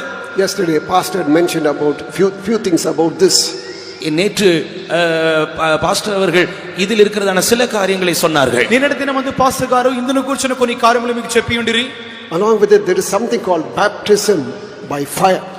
இதோடு கூட சேர்த்து இன்னும் ஒன்று இருக்கிறது, அது అగ్నిயினால் உண்டாகிற ஞானஸ்நானம். దీనితో పాటు కలిసినటువంటి అగ్నితో చేయబడినటువంటి బాప్తిస్మం అనే ఒక కార్యం ఒకటి ఉన్నది. You would have received Holy Spirit but not baptism by fire. நீங்கள் ஒருவேளை பரிசுத்த ஆவியினால் ஞானஸ்நானம் பெற்றிருப்பீர்கள், ஆனால் అగ్నిயினால் ஒரு ஞானஸ்நானத்தை பெறாமல் இருப்பீர்கள். ఒకవేళ మీరు పరిశుద్ధాత్మిక స్నానం చేసి ఉండవచ్చును, కానీ అగ్నితో మీరు స్నానం చేసి ఉన్నారా? In Matthew chapter 3 verse 11 what does the word of God say? மத்தேயு எழுதின சுவிசேஷம் 3ஆம் அதிகாரம் 11ஆம் வசனத்தில் கர்த்தருடைய வசனம் என்ன சொல்லுகிறது? మత్తయి సువార్త 3వ అధ్యాయం 11వ వాక్యములో వాక్యం ఏం చెప్పుచున్నది? మారు మనసు నిమిత్తము నేను నీళ్లలో మీకు బాప్తిస్మం ఇచ్చుచున్నాను, అయితే నా వెనుక వచ్చుచున్నవాడు నాకంటే శక్తిమంతుడు, ఆయన చెప్పులు మోయుటకైనను నేను పాత్రుడను కాను, ఆయన పరిశుద్ధాత్మలోను అగ్నితోను మీకు బాప్తిస్మం ఇచ్చును. I indeed baptize you with water unto repentance, but he that cometh after me is mightier than I, whose shoes I am not worthy to bear. He shall baptize you with the Holy Ghost and with fire. Praise be to God. தேவனுக்கு ஸ்தோத்திரம். దేవునికి స్తోత్రం. There is something called Holy Ghost and fire. They are not one and the same. They are distinct. பரிசுத்த ஆவி என்று ஒன்று இருக்கிறது, அக்னி என்று ஒன்று இருக்கிறது. ரெண்டும் ஒன்றல்ல, ரெண்டும் வெவ்வேறு. పరిశుద్ధాత్మననియు అగ్ని అనియు రెండు కార్యములు కలవు, రెండు ఒకటి కావు, అది వెవ్వేరు. Though they are related. ஆனால் இரண்டும் சம்பந்தம் கொண்டவைகளாய் இருக்கின்றன. ஆனால் రెండు ఒకటితో ఒకటి సంబంధపడినవి. Pastor T. Thomas would always mention a verse. Pastor T Thomas அவர்கள் அடிக்கடி ஒரு தேவனுடைய வசனத்தை குறிப்பிடுவார்கள். పాస్టర్ టి థామస్ గారు తరచుగా ఒక వాక్యమును చెప్పుదురు. Lamentation chapter 1 verse 13. புலம்பல் 1ஆம் அதிகாரம் 13ஆம் வசனம். విలాప వాక్యములు 1వ అధ్యాయం 13వ వాక్యం. From above he sent fire in my bones. வானத்திலிருந்து உயரத்திலிருந்து என் எலும்புகளில் அக்னியை அனுப்பினார். పరము నుండి ఆయన నా ఎముకల మీదికి అగ్ని ప్రయోగించి ఉన్నాడు. It is true, Jeremiah did not receive the Holy Spirit that we have received. ஆம், அது உண்மையான காரியம். எரேமியா நாம் பெற்றிருக்கிறதான அபிஷேகத்தை அவர் பெறவில்லை. అవును, అది నిజమే. మనం పొందిన రీతిగా ఇర్మియా ఆ అభిషేకమును పొంది ఉండలేదు. But in the New Testament, how much more it should operate in our body, soul and spirit. ஆனால் இந்த புதிய ஏற்பாட்டு காலத்தில் இந்த அபிஷேகமானது நம்முடைய ஆவி, ஆத்துமா, சரீரத்தில் எவ்வளவு அதிகமாய் கிரியை செய்ய வேண்டும். అవును, ఈ అభిషేకమునది ఇక నూతన నిబంధన కాలములో మన ప్రాణాత్మ శరీరంలో ఎంత అధికముగా క్రియ చేయవలెను. Why do we get discouraged? Why do we backslide? why do we become cold in our spiritual life? ஏன் நாம் அவ்வப்போது அதேரியப்படுகிறோம்? ஏன் நாம் பின்வாங்கி போகிறோம்? ஆவிக்குரிய ஜீவியத்தில் ஏன் நாம் குளிர்ந்த நிலவரத்துக்கு தள்ளப்படுகிறோம் அடிக்கடி? ఇందుకొరకు తరచుగా ఆత్మీయ జీవితంలో అధైర్యపడుచున్నాము, వెనుకబడిపోచున్నాము, చల్లారిపోచున్నాము. Many of us do not believe that there is an experience called baptism by fire. நம்மில் அநேகர் அக்கினியினால் ஞானஸ்நானம் என்கிறதான ஒன்றை விசுவாசியாமல் இருக்கிறபடியினால் தானே మనలో అనేక మంది అగ్నితో బాప్తిస్మం అనే ఒక కార్యమును నమ్మకుండా ఉండునందువల్లే కదా.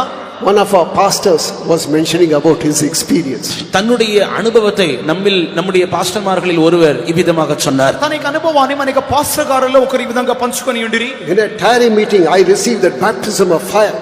ஒரு காத்திருப்பு கூட்டத்தில் நான் அக்கினியினால் ஞானஸ்நானம் பண்ணப்பட்டேன். ఒక కనిపెట్టి కూటములో నేను అగ్నితో బాప్తిస్మము పొందితిని.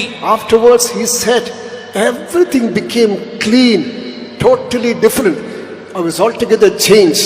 அதற்கு பிற்பாடு அவர் சொன்ன வார்த்தை, அதற்கு பிற்பாடு என் வாழ்க்கை முழுவதும் சுத்தமானது, என் பயங்கரமான ஒரு மாற்றத்தை நான் கண்டேன் என்று சொன்னார். అటు పిమ్మట సమస్తమును నా జీవితములో పరిశుద్ధముగా మారెను, పవిత్రముగా మారెను, నా జీవితం పూర్తిగా మారిపోయెను.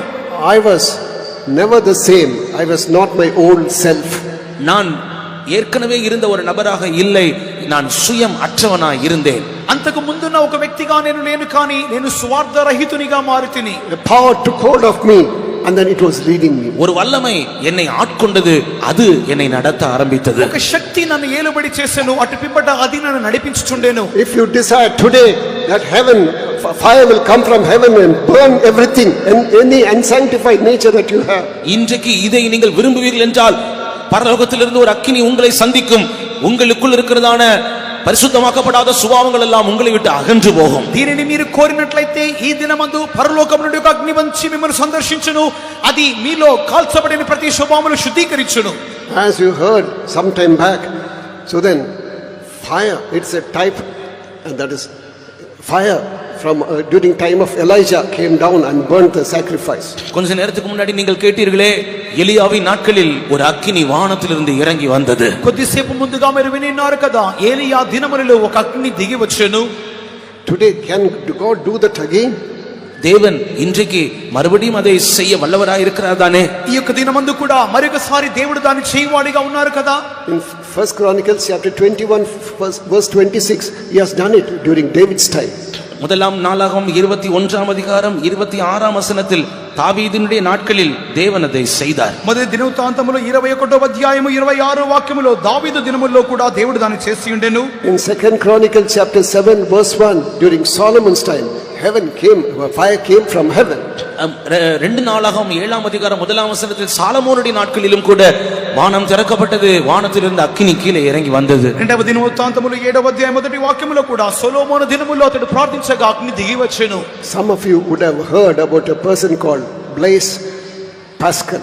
He was a French scientist. ஒரு பிரெஞ்சு தேசத்தை சேர்ந்ததான விஞ்ஞானி ஒருவரை குறித்து நீங்கள் கேள்விப்பட்டிருப்பீர்கள். ఫ్రెంచ్ దేశం చెందిన ఒక శాస్త్రజ్ఞుడు బ్లైస్ పాస్కల్ అనే ఒక వ్యక్తిని గురించి విని ఉండవచ్చును. His name was Blaise Pascal. Those who have studied science, you know about the Pascal law. நீங்கள் அறிவியல் படிக்கிறவர்கள் அந்த பாஸ்கல் லாவை நீங்கள் அறிந்திருப்பீர்கள். அவருடைய பெயர் பிளேஸ் பாஸ்கல். ఒక సైన్స్ చదువుతున్న వారికి తెలుసును బ్లైస్ పాస్కల్, పాస్కల్ లా కనిపెట్టిన వ్యక్తి. He gave his life to the Lord. அவன் தன்னுடைய வாழ்க்கையை ஆண்டவருக்கு என்று ஒப்பு கொடுத்த பொழுது, తన జీవితమును దేవునికి సమర్పించినప్పుడు, he is known as the father of computers. அவன் கணினியின் தகப்பன் என்கிறதான அளவுக்கு அவன் உயர்த்தப்பட்டான். అతడు కంప్యూటర్ యొక్క తండ్రి అని చెప్పినటువంటి స్థాయికి హెచ్చింపబడెను. In 1654, 1654ஆம் ஆண்டில் 1654వ సంవత్సరములో, so then he received that at home. அதை அவன் தன்னுடைய வீட்டில் இருக்கும் பொழுது அந்த அபிஷேகத்தை பெற்றுக்கொண்டான். అతడు తన ఇంటిలో ఉన్నప్పుడు ఆ అభిషేకమును పొందెను. He said from about 10 o'clock in the night till about 2:30 in the morning, he received the night of fire, he says. அவன் சொல்லுகிறான், இரவு 10 மணி துவங்கி அதிகாலை விடிய காலை 2:30 மணி வரைக்கும் அந்த అగ్ని అభిషేకం என்னை ఆட்కొண்டது என்று சொல்லுகிறார். రాత్రి 10 మొదలుకొని మధ్యరాత్రి తెల్లవారుజాము 2:30 గంటల వరకు ఆ యొక్క అగ్ని అతన్ని నింపుచూ ఉండెను, ఏలుబడి చేసెను. Afterwards everything changed. அதற்கு பிற்பாடு எல்லாம் மாறி போனது. అటు తరువాత సమస్తమును మారిపోయెను. And then afterwards he was fire for the Lord. அதற்கு பிற்பாடு கர்த்தருக்கென்று அவன் அக்னியாக மாறினான். అటు పిమ్మట అతడు దేవుని కొరకు అగ్నిగానే ఉండెను. So many of his mathematical equation, They are wonderful, they say. அவன் கண்டுபிடித்ததான கணிதத்தில் இருக்கிறதான அநேக ஈக்குவேஷன்ஸ் அது ஆச்சரியமானவைகள் என்று அநேகர் சொல்லிக் கொள்கிறார்கள். అతడు కనిపెట్టిన గణిత సమీకరణలు ఆశ్చర్యకరముగా ఉండని అనేకులు చెప్పుదురు. Even when he was 17-year-old, he was a genius. அவன் 17 வயது நிறைந்தவனாக இருந்த பொழுதே அவன் மிகுந்த பெரிய ஒரு அறிவாளியாக காணப்பட்டான். అనేక 17వ ఏట అతడు ఒక పెద్ద మేధావిగా ఉండెను. He lived only for 39 years, but he set the world aflame. ஆனால் அவன் ஒரு 39 வருஷம் வரை தான் வாழ்ந்தான். ஆனால் முழு உலகத்தையும் அக்கினியாக மாற்றினான். అతడు 39 సంవత్సరములు మాత్రమే జీవించను కానీ సర్వలోకములో తనకి అగ్ని జ్వాలను వ్యాపింపజేసెను. Do you want that fire even now? இப்பொழுதும் அந்த அக்கினி உங்களுக்கு தேவையா? ఇప్పుడు కూడా ఆ అగ్ని మనకు కావాలేనా? How many of you say, I'm not satisfied with the anointing that I have? Shout hallelujah. எனக்கு இருக்கிற அபிஷேகம் எனக்கு போதாது என்று சொல்லுகிறவர்கள் ஒரு அல்லேலூயா சொல்லுங்கள். ఇప్పుడు నాకున్న అభిషేకం నాకు చాలదు, నేను తృప్తి పొందుటలేను చెప్పువారు మాత్రం హల్లెలూయా చెప్పండి. Devil will come and speak in your ears. பிசாசு வந்து உங்களுடைய காதுகளில் விதமாய் பேசுவான். అపవాది మీకు చెవులలో ఈ రీతిగా మాట్లాడును. You are unholy. you're fallen person. You have committed that mistake, this mistake. நீ ஒரு அசுத்தவான், நீ விழுந்து போன ஒருவன், நீ அந்த தவறு செய்திருக்கிறாய் இந்த தவறு செய்திருக்கிறாய் என்று சொல்லுவான். నీవు అపవిత్రుడవు, నీవు పడిపోయిన వ్యక్తివి, నీవు పలు తప్పులు చేసినావని చెప్పును. All that he wants is to keep you away from God. இவைகள் எல்லாம் அவன் எதற்கு சொல்லுகிறான் தெரியுமா?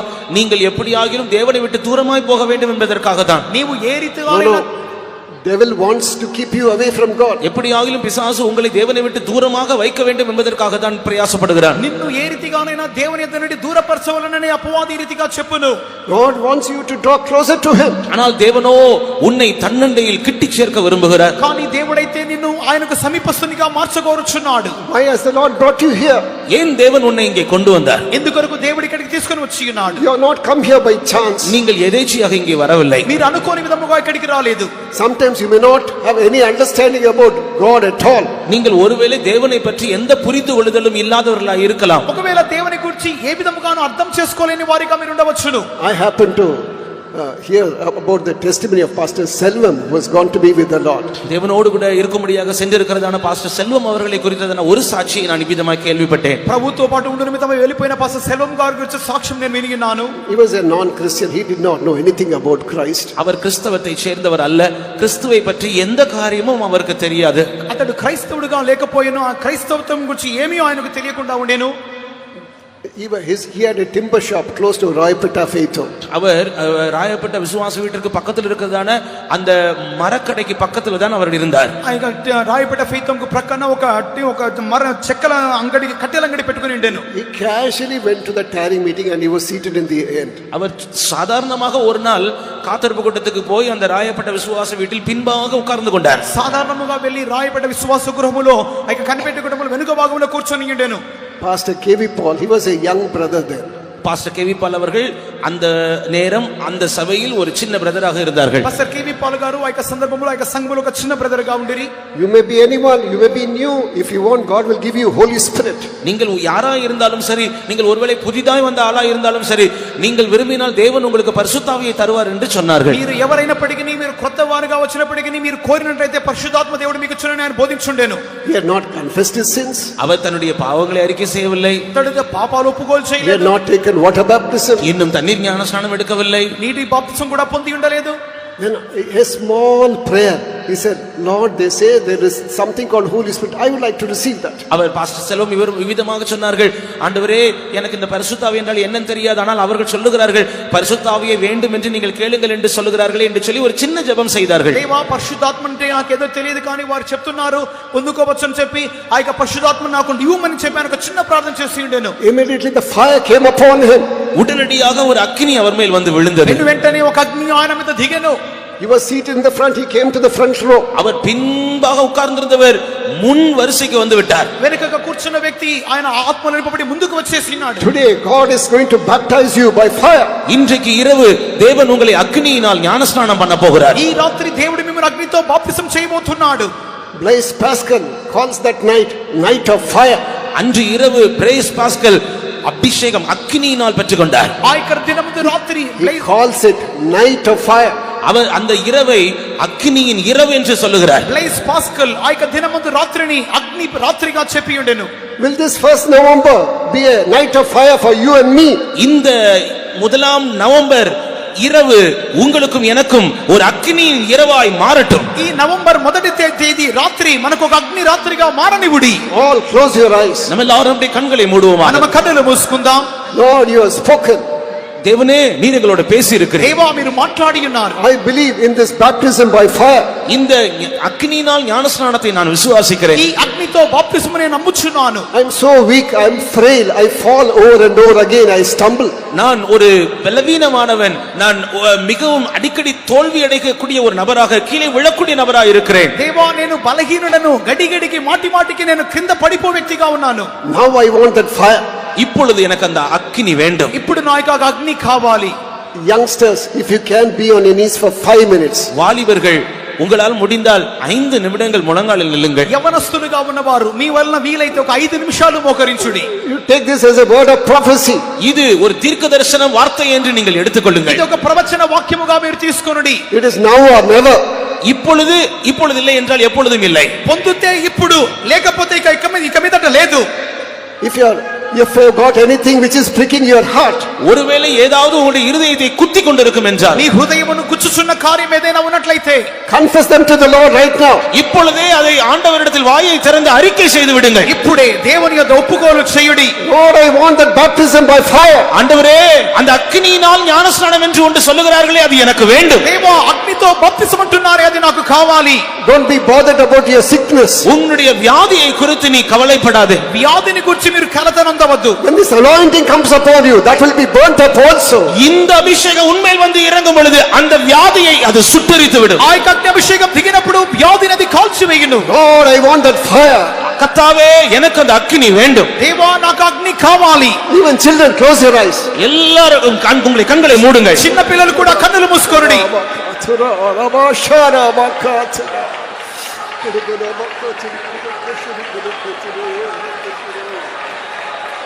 ప్రభువా పంపుబో పరిశుద్ధమాగ్నిని దహింపబడునట్లుగా అగ్ని అభిషేకం పంపుదివా. ప్రభువా పంపుమో పరిశుద్ధమాగ్నిని దహింపబడునట్లుగా అగ్ని అభిషేకం పంపుదివా. ప్రభువా పంపుమో పరిశుద్ధమాగ్నిని దహింపబడునట్లుగా అగ్ని అభిషేకం పంపుదివా. దహింపజేయుమో ప్రాణోపదేహమున బలిగా అర్పించితిని, అగ్ని జ్వాలగా మార్చుదివా. దహింపజేయుమో ప్రాణోపదేహమున బలిగా అర్పించితిని, అగ్ని జ్వాలగా మార్చుదివా. దహింపజేయుమో ప్రాణోపదేహమున బలిగా అర్పించితిని, అగ్ని జ్వాలగా మార్చుదివా. దహింపజేయుమో ప్రాణోపదేహమున బలిగా అర్పించితిని, అగ్ని జ్వాలగా మార్చుదివా. దహింపజేయుమో ప్రాణోపదేహమున బలిగా అర్పించితిని, అగ్ని జ్వాలగా మార్చుదివా. బలిగా అర్పించితిని, అగ్ని జ్వాలగా మార్చుదివా. బలిగా అర్పించితిని, అగ్ని జ్వాలగా మార్చుదివా. బలిగా అర్పించితిని, అగ్ని జ్వాలగా మార్చుదివా.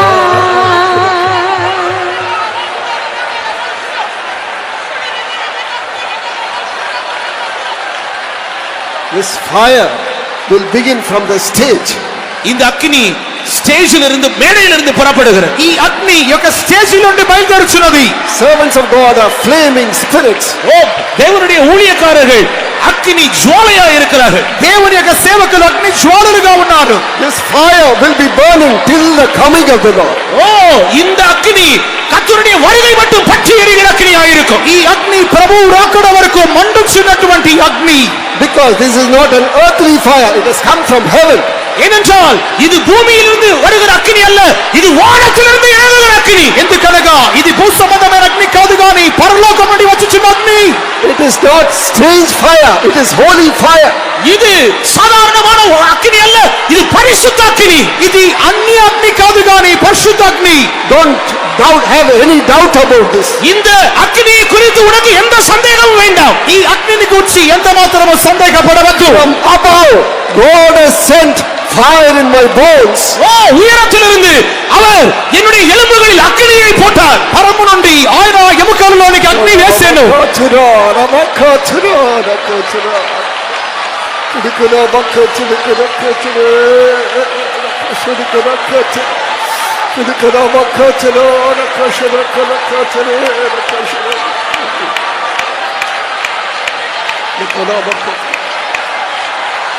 Sin cannot stand before this fire. இந்த அக்கினிக்கு முன்பாக பாவம் நிற்க முடியாது. పాపము ఈ అగ్ని ఎదుట నిలబడ నేరదు.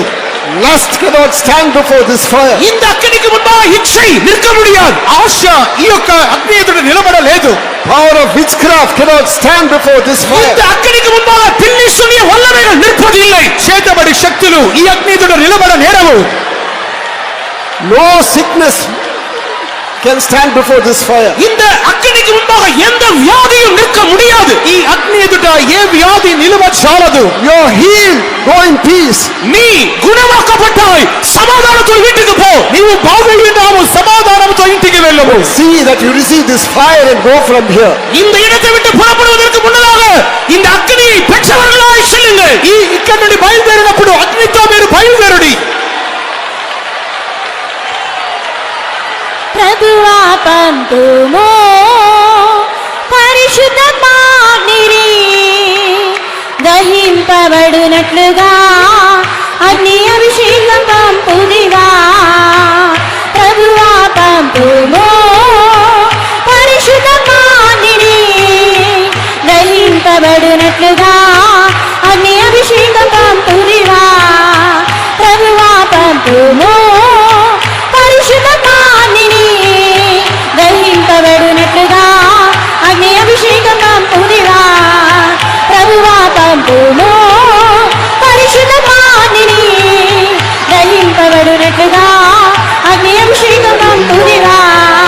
ప్రభువా పంపుమో పరిశుద్ధమాగ్నిని దహింపబడునట్లుగా అగ్ని అభిషేకం పంపుదివా.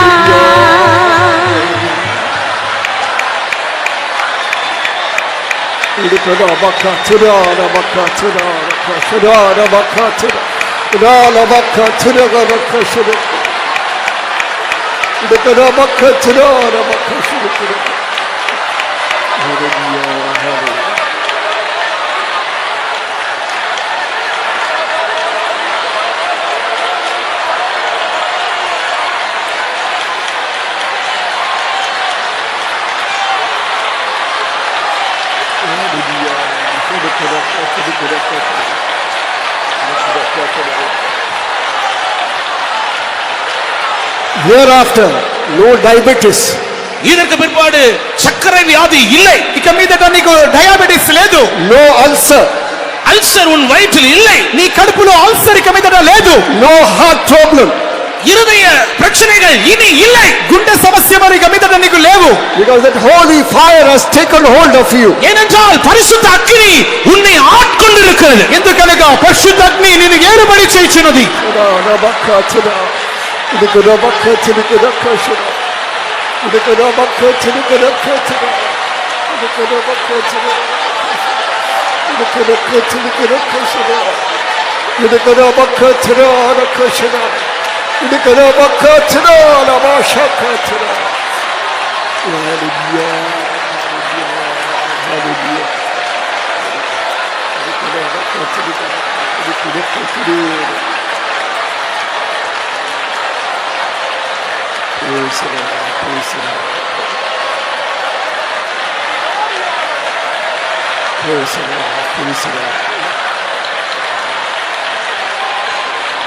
Hallelujah.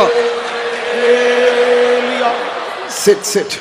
உட்காருங்க. కూర్చుందాం. In the end, we'll give you a few more minutes. முடிவில் இன்னும் சில நிமிடங்கள் நான் உங்களுக்கு தருகிறேன். ఇంకను ముగింపులో కొద్ది నిమిషములు మీకు ఇచ్చుదును. Next, when we turn to the book of Philippians chapter 3 verse 14. அடுத்தது பிலிப்பியர் 3ஆம் அதிகாரம் 14ஆம் வசனத்துக்கு நாம் வேதத்தை திருப்பும் பொழுது, ఫిలిప్పీయులకు రాసిన పత్రిక 3వ అధ్యాయం 14వ వైపు తిరిగినప్పుడు, క్రీస్తు యేసునందు దేవుని ఉన్నతమైన పిలుపునకు కలుగు బహుమానమును పొందవలనని గురి యొద్దకే పరిగెత్తుచున్నాను. I press toward the mark for the prize of the high calling of God in Christ Jesus. Word of God mentions about two things. One is heavenly calling, one is high calling. தேவனுடைய வார்த்தை இரண்டு காரியங்களை நமக்கு சொல்லுகிறது. ஒன்று పరమ అழைపు, இன்னொன்று ఉన్నత అழைపు. దేవుని వాక్యము రెండు విధమైన పిలుపు చెప్పుచున్నది. ఒకటి ఉన్నతమైన పిలుపు, ఇంకొకటి పరలోకం నుండి పిలుపు. In the book of Hebrews chapter 3:1 he lies to the Hebrew church. It is heavenly calling. எபிரேயர் 3ஆம் அதிகாரம் 1ஆம் வசனத்தில் எபிரேய சபைக்கு அவர் நிருபம் எழுதும் பொழுது ఉన్నత అழைப்பினால் அழைக்கப்பட்டவர்கள் என்று சொல்லுகிறார். హెబ్రీయుల పత్రిక 3వ అధ్యాయం మొదటి వాక్యములో పత్రికకర్త చెప్పుచున్నప్పుడు పరలోక సంబంధమైన పిలుపు అని చెప్పుచున్నాడు. Where has the calling come from? இந்த பரம அழைப்பு எங்கே இருந்து வருகிறது? ఈ యొక్క పిలుపు ఎక్కడి నుండి వచ్చుచున్నది? Heavenly calling. It has come from heaven. அது பரம அழைப்பு, அது பரலோகத்திலிருந்து வருகிற அழைப்பு. ఇది పరలోకం నుండి వచ్చు పిలుపు. You are elect, you are chosen to be in New Jerusalem. நீங்கள் புதிய எருசலேமில் இருக்கும்படியாக தெரிந்து கொள்ளப்பட்டவர்கள். మీరు నూతన యెరూషలేములో ఉండు నిమిత్తమై తీర్మానించబడినవారు. Next, there is something beyond that. It is personal for St. Paul, people like him. பரிசுத்த பவுல் போன்றதான சில ஜனங்களுக்கு அது பிரத்யேகமான ஒரு அழைப்பாக காணப்படுகிறது. పరిశుద్ధుడైన పౌలు Another one. மற்றொரு வார்த்தையில் ఇంకొక విధముగా చెప్పిన Another calling. மற்றொரு அழைப்பு இருக்கிறது. அது பரிசுத்த பவுலுக்கு கொடுக்கப்படுகிற அழைப்பை போல ஒரு பிரத்யேகமான தனித்துவம் வாய்ந்த அழைப்பாய் இருக்கிறது. ఇంకొక పిలుపును కూడా చూచినప్పుడు పరిశుద్ధుడైన పౌలుకు ఇవ్వబడినటువంటి ఒక అద్వితీయమైనటువంటి ఒక పిలుపుగా ఉన్నది. That is what we saw in Philippians chapter 3 verse 14. அதுதான் பிலிப்பியர் 3ஆம் அதிகாரம் 14ஆம் வசனத்தில் பார்க்கிறதான அழைப்பு. దీన్ని గురించి ఫిలిప్పీలు 3:14లో మనం చదువుచున్నాం. It is a calling to serve God. இது దేవునికి సేవ చేయముడియాన అழைపు. ఇది దేవునికి సేవ చేయ నిమిత్తమైన పిలుపు. You should receive it from heaven. இதை நீங்கள் பரலோகத்திலிருந்து பெற்றுக்கொள்ள வேண்டும். దీనిని మీరు పరలోకం నుండి పొందుకోవలెను. There are youths meant to serve God. வாலிபர்கள் இங்கே இருக்கிறார்கள். அவர்கள் தேவனுக்கு ஊழியம் செய்ய வேண்டியவர்கள். ఇక్కడ ఉన్న యవనస్తులు దేవునికి సేవ చేయవలసిన వారు.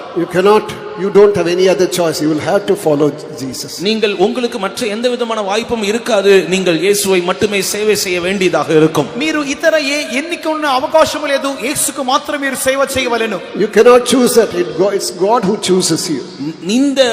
இந்த வாய்ப்பை நீங்கள் தெரிந்து கொள்வதாக அல்ல, தேவன் உங்களுக்காக இதை தெரிந்து கொள்கிறார். ఈ యొక్క అవకాశమును మీరు కోరుకున్నది కాదు కానీ దేవుడు కోరుకొనుచున్నాడు. How many of you have received this high calling? இந்த ఉన్నత அழைப்பை உங்களில் எத்தனை பேர் பெற்றிருக்கிறீர்கள்? ఈ ఉన్నత పిలుపును మీలో ఎంతమంది పొందుకొని ఉన్నారు? Price of my high calling. அந்த ఉన్నత அழைப்பினுடைய விலை மதிப்பு, ఆ యొక్క ఉన్నత పిలుపు యొక్క విలువ. So today God is speaking to you. தேவன் உங்களோடு தான் இன்றைக்கு பேசிக் கொண்டிருக்கிறார். దేవుడు మీతోనే మాట్లాడుచున్నాడు. You may do many things in this world. You may do many things for the ministry. That is not enough. நீங்கள் இந்த பூமியில் अनेक காரியங்கள் செய்யலாம். ஆண்டவருக்காக ஊழியம் செய்கிறேன் என்று சொல்லி பல காரியங்கள் செய்யலாம். ஆனால் அது போதாது. ఈ భూమి మీద పలు కార్యములు చేయవచ్చును. సేవ సంబంధమైన పలు కార్యములు మీరు చేయించు ఉండవచ్చును. This calling comes from heaven. இந்த அழைப்பு வானத்திலிருந்து பரலோகத்திலிருந்து வருகிறது. ఈ పిలుపు పరలోకం నుండి వచ్చున్నది. All those who are seated in the stage, they have received that high calling. இந்த மேடையில் உட்கார்ந்து இருக்கிறதான நாங்கள் எல்லாரும் அந்த ఉన్నత அழைப்பை பெற்றவர்கள். ఈ యొక్క వేదిక మీద కూర్చున్న మేము ప్రతి ఒక్కరము ఆ యొక్క ఉన్నత పిలుపును పొందిన వారం. And finally, what does the word of God say? கடைசியாக தேவனுடைய வார்த்தை என்ன சொல்லுகிறது? చివరిగా దేవునికి మాట ఏం చెప్పుచున్నది? From heaven Jesus will come very soon. பரலோகத்திலிருந்து வெகு சீக்கிரமாக இயேசு வரப்போகிறார். పరలోకం నుండి అతి త్వరగా యేసు రాబోచున్నాడు. He has said, he has gone there, he will come again to receive us. ஆம், அவர் சொல்லி இருக்கிறார், நான் அவர் போன பிற்பாடு திரும்பவும் வந்து நம்மை சேர்த்துக் கொள்வதாக. ఆయన సెలవిచ్చినాడు, ఆయన వెళ్ళి తిరిగి వచ్చి మనల్ని చేర్చుకొనును. What do we read in the book of Acts chapter 3 verse 21? அப்போஸ்தலர் நடவடிக்கைகள் 3ஆம் அதிகாரம் 21ஆம் வசனத்தை நாம் இப்படி வாசிக்கவில்லை. అపోస్తలుల కార్యములు 3:21లో మనం చదువుచున్నప్పుడు, అన్నిటికీ కుదురుబాటు కాలములు వచ్చునని దేవుడు ఆది నుండి తన పరిశుద్ధుల ప్రవక్తల నోట పలికించెను. అంతవరకు యేసు పరలోక నివాసి అయి ఉండుట ఆవశ్యకము. Whom the heaven must receive until the time of restitution of all things, which God hath spoken by the mouth of all his holy prophets since the world began. Praise be to God. தேவனுக்கு ஸ்தோத்திரம். దేవునికి స్తోత్రం. He said he'll come again. அவர் சொல்லியிருக்கிறார் அவர் மீண்டும் வருவேன் என்று. ఆయన చెప్పినాడు తిరిగి వచ్చుదునని. In 1 Thessalonians chapter 4 verse 16. 1 தெசலோனிக்கேயர் 4ஆம் அதிகாரம் 16ஆம் வசனத்தில் நாம் வாசிக்கும் பொழுது, మొదటి తెస్సలోనికీయులు 4:16లో చదువుచున్నప్పుడు, ఆర్భాటముతోను ప్రధాన దూత శబ్దముతోను దేవుని బూరతోను పరలోకము నుండి ప్రభువు దిగివచ్చును, క్రీస్తునందుండి మృతులైన వారు మొదట లేతురు. For the Lord himself shall descend from heaven with a shout, with the voice of the archangel, and with the trump of God, and the dead in Christ shall rise first. As the prophet mentions, தீர்க்கதரிசி சொல்லுகிறது போலவே ప్రవక్త చెప్పుచున్న రీతిగా there will be a shaking first. ஒரு அசைவு முதலாவது இருக்கும். ఒక కదలిక మొదటిగా God ఉంటుంది. wants to shake us out of complacency. நம்முடைய அசதி நிர்விசாரங்களை விட்டு நம்மை அசைக்கும்படியாக தேவன் விரும்புகிறார். మనకి అశ్రద్ధలో నుండి దేవుడు మనల్ని కదల్చగోర్చున్నాడు. And very soon he'll appear. அதற்கு பிற்பாடு அதிசீக்கிரமாய் அவர் வருவார். అటు తరువాత అతి త్వరలో ఆయన బయలుపడును. The prophet says, and the desire of all men shall come. எல்லா மனுஷருடைய வாஞ்சை விருப்பம் வரும் என்று ஒரு தீர்க்கதரிசி சொல்லுகிறார். ఒక ప్రవక్త చెప్పుచున్నాడు సమస్త మనుల యొక్క మనోవాంఛ నెరవేర్చబడును. Shall we all close our eyes? நாம் எல்லாரும் நம்முடைய கண்களை மூடுவோம். మన కన్నులు మూసుకుందామా? These are all good things mentioned about us. இவைகள் எல்லாம் நம்மை பற்றிய நன்மையான காரியங்கள். ఇవన్నీ మనం గూర్చిన మేలైన కార్యములు. These are good things which come from heaven. இவைகள் எல்லாம் பரலோகத்திலிருந்து வருகிறதான நன்மையான ஈவுகள். ఇవన్నీ పరలోకం నుండి మనకు వచ్చినటువంటి మంచి ఈవులు. But as we read from our key verse in Romans chapter 1 verse 18. ஆனால் நாம் ரோமர் 1ஆம் அதிகாரம் 18ஆம் வசனம் நம்முடைய தலைப்பு வசனத்தில் நாம் வாசித்தது போல, రోమా పత్రిక 1:18 యొక్క ప్రసంగ వాక్యములో, when we reject the counsel of God, நாம் தேவனுடைய ஆலோசனைகளை தள்ளிவிடும் பொழுது, మనము దేవునికి ఆలోచన త్రోసివేసినప్పుడు, when we turn our backs to the provisions which the Lord has made for us, நமக்காக தேவன் கொடுத்ததான எல்லா சௌகரியங்களுக்கு நேராக நாம் திரும்பும் பொழுது, మనము దేవుడు మనకిచ్చిన ప్రతి సౌలభ్యము వైపుగా మనం తిరిగినప్పుడు, the wrath of God will come upon every unrighteousness and disobedience. தேவனுடைய ஆசீர்வாதங்களுக்கு விரோதமாக நாம் திரும்பும் பொழுது தேவனுடைய கோபாக்கினை நம்மேல் வந்து இறங்கும். దేవుని యొక్క కోపోగ్రత పరలోకము నుండి మన మీద దిగి వచ్చును. He that cometh, he will not tarry. வருகிறவர் கொஞ்ச காலத்தில் வருவார், அவர் தாமதம் பண்ணார். వచ్చునన్నవాడు ఆలస్యం చేయక త్వరలో వచ్చును. Shall we all close our eyes now? நம்ம எல்லாரும் நம்முடைய கண்களை மூடுவோமா? కన్నులు మూసుకుందామా? Shall we all stand up? நாம் எழும்பி நிற்போம். మనం లేచి నిలబడదాం. Let the fire take hold of us once more. அந்த அக்கினி ஒரு விசை கூட நம்மை ஆளுகை செய்யட்டும். ఆ అగ్ని మరొకసారి మనల్ని ఏలుబడి చేయును గాక. The trumpet shall sound. எக்காலம் துணிக்கும். బూరం రోగును. By the grace of God I will be transformed. கர்த்தருடைய கிருபையினால் நான் மறுரூபம் அடைந்து விடுவேன். ప్రభువు కృప ద్వారా నేను రూపాంతరం పొందుదును. How many of us have got that hope? எத்தனை பேர் உங்களில் எத்தனை பேர் அந்த நம்பிக்கை வேண்டும் என்று விரும்புகிறீர்கள்? మీలో ఎంతమందికి ఆ నిరీక్షణ కలదు? Don't believe what the devil tells you. பிசாசு என்ன சொல்லுகிறானோ அதை நீங்கள் நம்ப வேண்டாம். అపవాది చెప్పు మాటలు వినవద్దు. Don't continue in your sin, that's all. உங்களுடைய பாவத்தில் மாத்திரம் நீங்கள் நிலை கொண்டிருக்க வேண்டாம். మీ పాపములలో కొనసాగించి నిలబడవద్దు. Repent for all that has happened in the past. கடந்த நாட்கள் வாழ்க்கையில் நடந்ததான எல்லா காரியங்களுக்காக மனஸ்தாபப்பட்டு மனம் திரும்பி விடுங்கள். గత దినములలో జరిగిన ప్రతి కార్యముల కొరకు దయచేసి పశ్చాత్తాపపడి మారు మనసు పొందుడి. He is coming for you, he is coming for me. உங்களுக்காக எனக்காக அவர் மீண்டும் வருகிறார். మీ నిమిత్తము నా నిమిత్తము తిరిగి వచ్చుచున్నాడు. All close your eyes for few minutes. சில நிமிடங்கள் மட்டுமே எல்லாரும் கண்களை மூடுவோம். కొన్ని నిమిషములు అందరి కన్నులు మూసుకుందాం. ప్రధాన దూత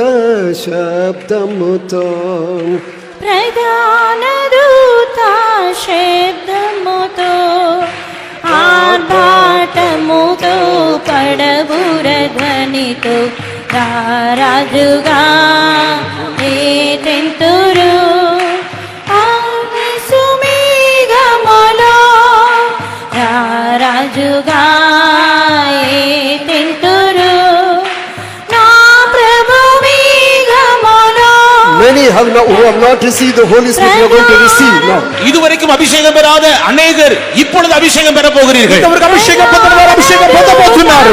శబ్దముతో ప్రధాన దూత శబ్దముతో ఆర్భాటముగా కడబుర ధ్వనితో రారాజుగా ఏతెంతురు నా ప్రభు మేఘములో రారాజుగా ఏతెంతురు నా ప్రభు మేఘములో ప్రధాన దూత శబ్దముతో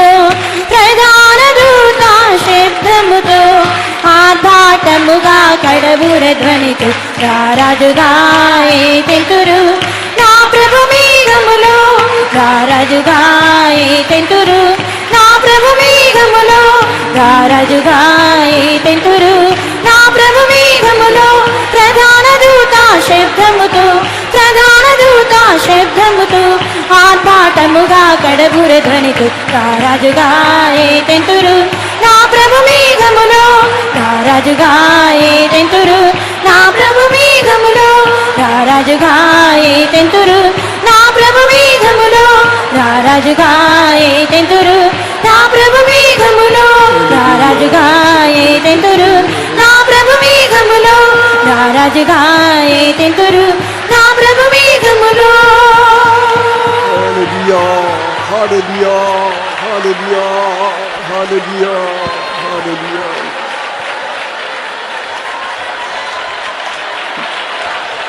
By faith, let me tell you, விசுவாசத்தினால் நான் இதை உங்களுக்கு சொல்லட்டும். విశ్వాసముతో ఇక మాటలు పలుకుచున్నాను. by the grace of God, none of us present here will be left behind in His coming. தேவனுடைய கிருபையினால் நான் இதை சொல்லுகிறேன். கர்த்தராக இயேசு கிறிஸ்து வரும்பொழுது இந்த ஹாலில் இருக்கிற ஒருவரும் கைவிடப்படுவதில்லை. దేవుని కృప మూలముగా ఈ హాలులో ఉన్న ఏ ఒక్కరు ప్రభు రాకడను చెయ్యి వదిలిపెట్టబడరు. None of them who are in the campus will be left behind. இந்த கன்வென்ஷன் வளாகத்தில் இருக்கிறதான ஒருவரும் கைவிடப்படுவது இல்லை. ఈ ప్రాంగణములో ఉన్న ఏ ఒక్కరు ప్రభు రాకడను చెయ్యి వదిలిపెట్టబడరు. How many of you believe this? இதை எத்தனை பேர் விசுவாசிக்கிறீர்கள்? ఎంతమంది నమ్ముచున్నారు? Rejoice, rejoice in the Lord. களி கூறுங்கள், கர்த்தருக்குள் களி கூறுங்கள். ప్రభువులో సంతోషించి ఉల్లసించుడి.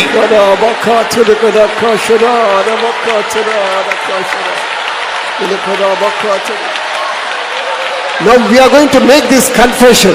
இப்பொழுது நாம் எல்லாரும் இந்த அறிக்கையை செய்ய போகிறோம். ఇప్పుడు ఈ యొక్క ఒప్పుకోలు చేయబోతున్నాం.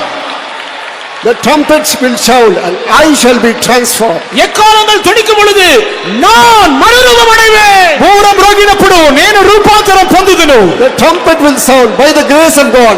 I shall be transformed. எக்காலம் துணிக்கும் தேவனுடைய கிருபையினால் நான் மறுரூபம் ஆவேன். பூரம் రోగును అప్పుడు దేవుని కృపతోనే రూపాంతరం పొందుదును. All open your mouths and make that confession. எல்லாரும் வாயை திறந்து இந்த விசுவாசத்தை அறிக்கை பண்ணுங்கள். అందరూ నోరు తెరిచి విశ్వాసంతో ఇక మాటలు ఒప్పుకోలు చేయుడి. Let God hear your confession. தேவன் தாமே உங்களுடைய அறிக்கையை கேட்பாராக. దేవుడు మీ ఒప్పుకోలు వినుగాక. Let the devil also hear your confession. பிசாசும் நீங்கள் செய்கிற அறிக்கையை கேட்கட்டும். అపవాది కూడా మీరు చేసే ఒప్పుకోలు విననివ్వుడి. By the grace of God, the trumpet will sound and I shall be transformed. எக்காலம் துணிக்கும் தேவனுடைய கிருபையினால் நான் மறுரூபம் ஆவேன். దేవుని కృప మూలముగా నేను రూపాంతరం పొందుదును. పూరం రోగినప్పుడు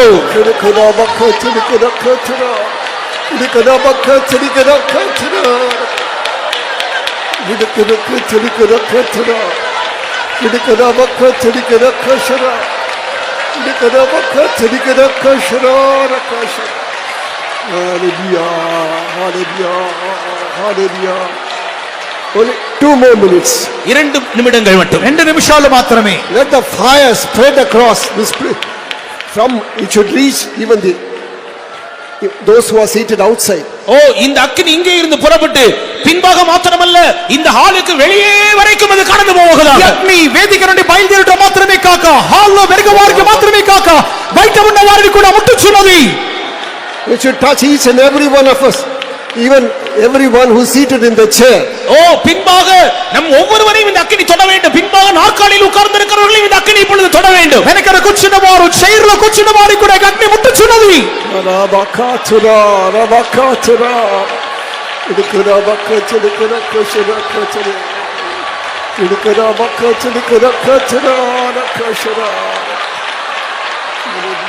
ప్రభువా సీయోను నుండి పంపుము అగ్నిని పుడి.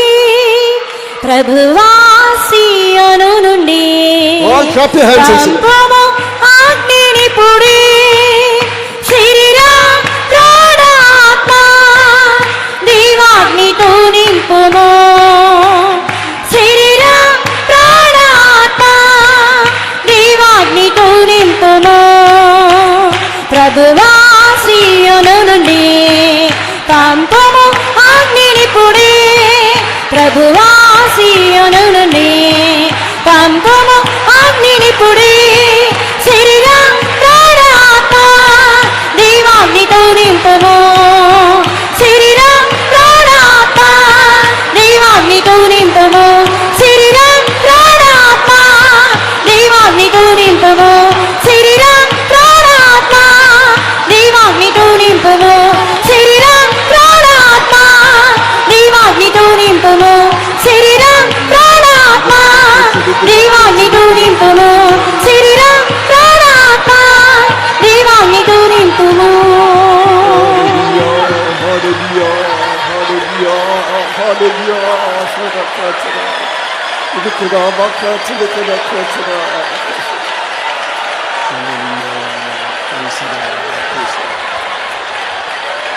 Hallelujah. God undertook for our third day of our convention, for which let's praise God. நம்முடைய கன்வென்ஷனுடைய மூன்றாம் நாள் கூட்டங்களை கர்த்தர் பொறுப்படுத்தார். அதற்காக நாம் கர்த்தரை ఈ ஸ்தோத்திரிப்போம். కన్వెన్షన్ 3వ దిన సాయంకాల కూటమి దేవుడు ఆశీర్వాదకరంగా మార్చినందుకు స్తోత్రించుదాము. Praise the Lord, praise the Lord, praise the Lord, praise the Lord, praise the Lord, praise the Lord. God graciously undertook for our songs and testimony, for which let's praise God. நம்முடைய பாடல் பகுதியையும் நம்முடைய சாட்சியின் நேரத்தையும் கர்த்தர் தயவாய் பொறுப்படுத்தார். அதற்காக நாம் கர்த்தரை స్తోత్రిపోం. మనకి పాటలున సాక్ష్య భాగమును దేవుడు అద్భుతముగా బాధ్యత వహించినందుకు స్తోత్రించుదాము. Praise the Lord, praise the Lord, praise the Lord, praise the Lord, praise the Lord, praise the Lord. His word is truth, His word is fire, His word is spirit, for which let's praise God. அவருடைய வார்த்தை சத்தியமா இருக்கிறது, அவருடைய வார்த்தை ஆவியா இருக்கிறது, அவருடைய வார்த்தை அக்னியா இருக்கிறது. அதற்காக நாம் கர்த்தரை ஸ்தோத்திரிப்போம். అనేక మాటలు సత్యముగాను ఆత్మగాను అగ్నిగాను ఉన్నందుకై స్తోత్రించుదాము. Praise the Lord, praise the Lord, praise the Lord, praise the Lord, praise the Lord, praise the Lord. The wrath of God cometh from heaven, but none of us must be worthy of that, for which let's praise God. தேவனுடைய கோபம் வானத்திலிருந்து இறங்கி வருமானால் நம்மில் ஒருவரும் அந்த கோபாக்கினைக்கு உரியவர்கள் அல்ல. அதற்காக நாம் கர்த்தரை ஸ்தோத்திரிப்போம். దేవుని కోపం పరలోకం నుండి వచ్చును కానీ మనం ఎవరు ఆ యొక్క కోపాగ్రతకు పాత్రులము కాము. అందుకొరకై దేవుని స్తోత్రించుదాము. Praise the Lord, praise the Lord, praise the Lord, praise the Lord. That we may all be worthy of the blessings about which we heard, and there are many more to come also, for which let's praise God. ஆம், இப்பொழுது நாம் கேள்விப்பட்டதான எல்லா ஆசீர்வாதங்களும் நாம் பெற்றுக்கொள்ளக்கூடியவர்களாய் மாற வேண்டும். இன்னும் அநேக ஆசீர்வாதங்களை நாம் பெற்றுக்கொள்ள வேண்டும். அதற்காக நாம் கர்த்தரை ஸ்தோத்திரிப்போம். విన్న ప్రతి ఆశీర్వాదములు మనం పొందుకొనుటకు పాత్రులుగా మార్చబడవలెను. ఇంకను అనేక ఆశీర్వాదములు మన కొరకు ఉంచబడేందుకై స్తోత్రించుదాము. Praise the Lord, praise the Lord, praise the Lord, praise the Lord, praise the Lord, praise the Lord. That God may undertake for tonight tiring meeting and all the programs tomorrow morning and evening, let's praise God. இன்று இரவு நடக்கிற காத்திருப்பு கூட்டத்தையும் நாளை காலை மாலை நடக்கிற எல்லா நிகழ்ச்சிகளையும் கர்த்தர் பொறுப்படுத்தி ஆசீர்வதிக்கும். நாம் கர்த்தரை ஸ்தோத்திரிப்போம். రాత్రి కాలం కనిపెట్టి కూటము రేపటి దినం జరగబోయే ఉదయకాల సాయంకాల ప్రతి కూట కార్యక్రమమును దేవుడు బాధ్యత వహించినట్లుగా స్తోత్రించుదాము. Praise the Lord, praise the Lord, praise the Lord, praise the Lord, praise the Lord, praise the Lord. Giving all honor and glory to God, let's praise God. எல்லா மகிமையும் கனத்தையும் ஆண்டவருக்கே கொடுத்து நாம் கர்த்தரை ஸ்தோத்திரிப்போம். సమస్త ఘనత మహిమ దేవునికి మాత్రమే చెల్లించి స్తోత్రించుదాము. Praise the Lord, praise the Lord, praise the Lord, praise the Lord.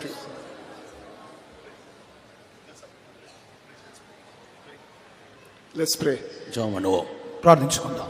எங்களை அருமையாய் நேசிக்கிற பரலோக தகப்பனே உமக்கு ஸ்தோத்திரம்.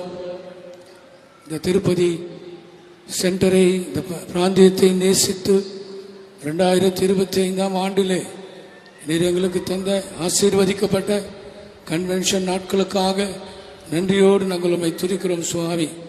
பல தடைகளின் மத்தியிலே, புயலின் மத்தியிலே, காற்றுகளின் மத்தியிலே, மழையின் மத்தியிலே ஆண்டவரே எங்கள் ஜெபங்களை எல்லாம் கேட்டு ஆண்டவரே நம்முடைய ஜனங்களுக்கு நீர் பதில் தந்து ஆண்டவரே நீர் கனம் பண்ணி இந்த கன்வென்ஷன் கூட்டங்களை ஆண்டவரே நீர் ஆசீர்வாதமாய் நடத்துகிறபடினால ஸ்தோத்திரம் சுவாமி. பரிசுத்தவான்களை நீர் கனப்படுத்துகிற தேவன், நடத்திப்புக்காரர்களை கனப்படுத்துகிற தேவன், நீர் எங்களுக்கு தந்திருக்கிற நல்ல அனுகூலமான இயற்கைக்காக நன்றியோடு நாங்கள் உம்மை ஸ்தோத்திரிக்கிறோம் கர்த்தாவே. இந்த 3ஆம் நாள் இரவிலேயும் கூட ஆண்டவரே ஒவ்வொரு பகுதியிலேயும் ஆவியானவர் அசைவாடி கொண்டிருக்கிறபடியினால நாங்கள் நன்றியோடு உமக்கு ஸ்தோத்திரம் செலுத்துகிறோம் சுவாமி. ஆண்டவரே அக்கினியை பற்றி கர்த்தாவே எங்களோடு கூட ஒவ்வொரு நாளும் நீர் பேசிக் கொண்டிருக்கிறபடியினால ஸ்தோத்திரம். ஒவ்வொரு நாளும் ஜனங்களை ஆண்டவரே அக்கினியால் நிரப்பிக் கொண்டிருக்கிறபடியினால ஸ்தோத்திரிக்கிறோம் ஆண்டவரே, துதிக்கிறோம் சுவாமி. வானத்திலிருந்து வருகிற ஆசீர்வாதங்களை குறித்து ஆண்டவரே இந்த மாலை வேளையிலே நம்முடைய மகனை அபிஷேகித்து எங்களோட பேசிக் கொண்டிருந்தபடியினால ஸ்தோத்திரம் ஐயா. ஆண்டவரே வானத்திலே இருக்கிற தேவன் எங்கள் எல்லாரையும் நீர் கண்ணோக்கி கொண்டிருக்கிறீர். ஆண்டவர் எங்களுக்கு உதவி செய்யும்படியாக, எங்களுக்கு நன்மை செய்யும்படியாக, எங்களை ஆசீர்வதிக்கும்படியாக ஆண்டவரே நீர் வானத்திலிருந்து கண்ணோக்கி கொண்டிருக்கிறீர். அதுக்காக ஸ்தோத்திரம் ஆண்டவரே. ஆம் கர்த்தாவே, வானத்திலிருந்து நீர் பேசுகிற தேவன் என்று ஆண்டவர் இப்பொழுது நாங்கள் கேள்விப்பட்டோமே சுவாமி. ஐயா, இஸ்ரவேல் மக்களோடு கூட ஆண்டவரே வானத்திலிருந்து நீர் பேசினதாக நாங்கள் படிக்கிறோம் ஐயா. ஆம் கர்த்தாவே, உம்முடைய வசனங்கள் மூலமாக நீர் பேசுகிற தேவனாக இருக்கிறபடினால ஸ்தோத்திரிக்கிறோம் ஐயா.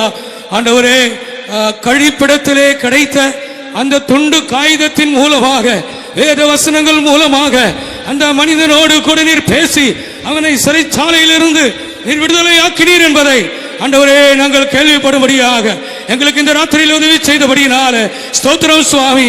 உடைய வசனத்திலிருந்து அனுப்பப்படுகிற வார்த்தைகளுக்காக ஸ்தோத்திரம். வானத்திலிருந்து அனுப்பப்படுகிற உபதேசத்துக்காக ஸ்தோத்திரம். ஞான ஸ்நானம் அது வானத்திலிருந்து வந்துதான ஒரு உபதேசமாக இருக்கிறது சுவாமி. அந்த உபதேசத்திற்கு, அந்த ஞானஸ்தான சத்தியத்திற்கு ஒப்பு கொடுக்கும்படியாக இந்த ராத்திரியிலே உதவி செய்வீராக கர்த்தாவே. ஆண்டவரே, நமக்கு ஸ்தோத்திரம் செலுத்துகிறோம். வானத்திலிருந்து எங்களுக்கு அனுப்புகிற உன்னத பலனுக்காக ஸ்தோத்திரம். உன்னதத்திலிருந்து வருகிற பலனா நீங்கள் தரிப்பிக்கப்படும் வரைக்கும் எருசலேமிலே காத்திருங்கள் என்று சொன்னீரே, அதற்காக நன்றி செலுத்துகிறோம் ஆண்டவரே. அந்த விஞ்ஞானி, அந்த பாஸ்கல், அவருக்கு அந்த ராத்திரியிலே அந்த அக்கினி அபிஷேகத்தை நீர் கொடுத்தது போல இரவு 10 மணியிலிருந்து 2 மணி வரை ஆண்டவர் அக்கினியால் நிரப்பப்பட்டது போல அக்கினியால் நிரப்பப்பட்ட ராத்திரிகள் எங்களுக்கு தேவையா இருக்கிறபடினால ஸ்தோத்திரம். இந்த கடைசி நாட்களிலே பரிசுத்த ஆவியின் அக்கினியால், அபிஷேகத்தினால் மாத்திரம் அல்ல, அக்கினியினால் உங்களை அபிஷேகம் பண்ணுவார் என்று சொல்லப்பட்ட வார்த்தை, இந்த இரவிலே பிரசங்கம் பண்ணப்பட்ட வார்த்தை ஆண்டவர் ஒவ்வொருவருடைய அனுபவமாய் மாறுபடியாக நாங்கள் ஜெபிக்கிறோம். எங்களுடைய வாலிபர்களை அக்கினியால் அபிஷேகம் பண்ணும் ஆண்டவரே. எங்களுடைய விசுவாசிகளை அக்கினியால் அபிஷேகம் பண்ணும்.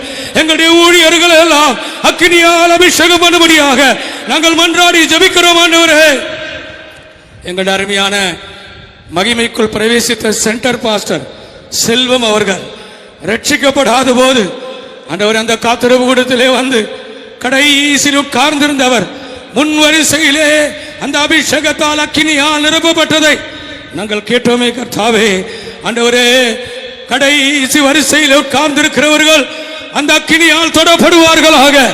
ஆண்டவரே, அவர்கள் முன் வரிசையிலே கொண்டு வந்து அவர்கள் போடப்படுவார்களாக. மாறாத இயேசு கிறிஸ்து நேற்றும் இன்றும் என்றும் மாறாதவரால் இந்த கன்வென்ஷனிலே இரசுவாடி கொண்டிருக்கிறீர். அதற்காக நாங்கள் நன்றியோடு ஸ்தோத்திரிக்கிறோம் சுவாமி. உன்னதத்திலிருந்து பரம அழைப்புக்காக ஆண்டவரே நாங்கள் நன்றியோடு ஸ்தோத்திரிக்கிறோம். அறுப்பு மிகுதியா இருக்கிறது. ஆம் கர்த்தாவே, அறுவடை விளைந்து ஆண்டவர் அறுவடைக்காக மனுஷருக்காக அந்த விளைந்த நிலம், ஆண்டவர் அந்த விளைந்த தானியம் காத்திருக்கிறது கர்த்தாவே. ஆண்டவரே, வாலிபர்களை எழுப்பும்படியாக நாங்கள் ஜெபிக்கிறோம். இந்த கன்வென்ஷன் கூட்டங்களிலே எங்கள் வாலிபர்களோடு ஆண்டவரே நீர் பேசும்படியாக ஜெபிக்கிறோம் ஆண்டவரே. அவர்கள் இந்த கனமான ஊழியத்திற்காக, மகிமையான ஊழியத்திற்காக அவர்கள் வரும்படியாக வானத்திலிருந்து பரம அழைப்பு அவர்களுக்கு கொடுக்கப்படும்படியாக நாங்கள் ஜெபிக்கிறோம் கர்த்தாவே. உமக்கு ஸ்தோத்திரம் சுவாமி. ஆம் கர்த்தாவே, பரத்தில் இருக்கிற தேவன் மணவாளனாகிய இயேசு கிறிஸ்து சீக்கிரமாக மணவாட்டியை சேர்க்கும்படியாக, பூர்ணமாக்கப்பட்ட பரிசுத்தவான்களை சேர்க்கும்படியாக வரப்போகிறீர் ஆண்டவரே. அதுவே வானத்திலிருந்து எங்களுக்கு கிடைக்க போகிற மிகப்பெரிய ஆசீர்வாதமாக இருக்கிறது, மிகப்பெரிய பாக்கியமாக இருக்கிறது. இந்த வளாகத்திலே கூடியிருக்கிற ஒவ்வொருவரையும் ஆண்டவரே அந்த விசேஷமான நாளுக்காக, மகிமையான நாளுக்காக வானத்திலிருந்து வெளிப்பட போகிற மணவாளனை சந்திக்கும்படியாக எங்களோ ஒருவரையும் கூட மனவாட்டியாய் மாற்றும்படியாய் ஆண்டவருடைய மகிமையுள்ள கரத்திலே சமர்ப்பிக்கிறோம். இந்த 3ஆம் நாள் மாலை கூட்டத்தை ஆசீர்வதித்தபடியினால ஸ்தோத்திரம் சுவாமி. பரிசுத்தவானை அபிஷேகம் பண்ணினபடினால ஸ்தோத்திரம். இன்னும் ஆயிரங்களுக்கு ஆண்டவருடைய மகனை தேசங்களுக்கு நீர் பிரயோஜனமாக்கும்படியாக நாங்கள் ஜெபிக்கிறோம் சுவாமி.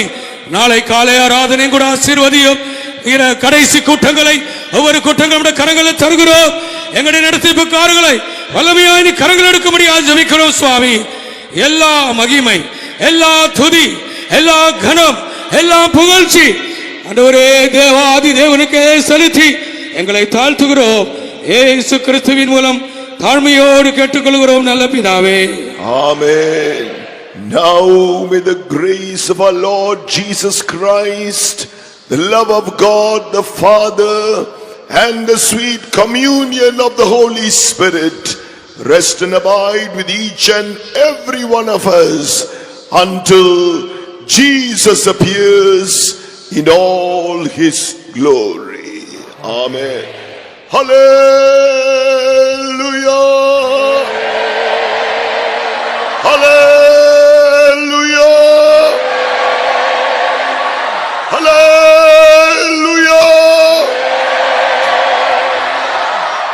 God bless you all.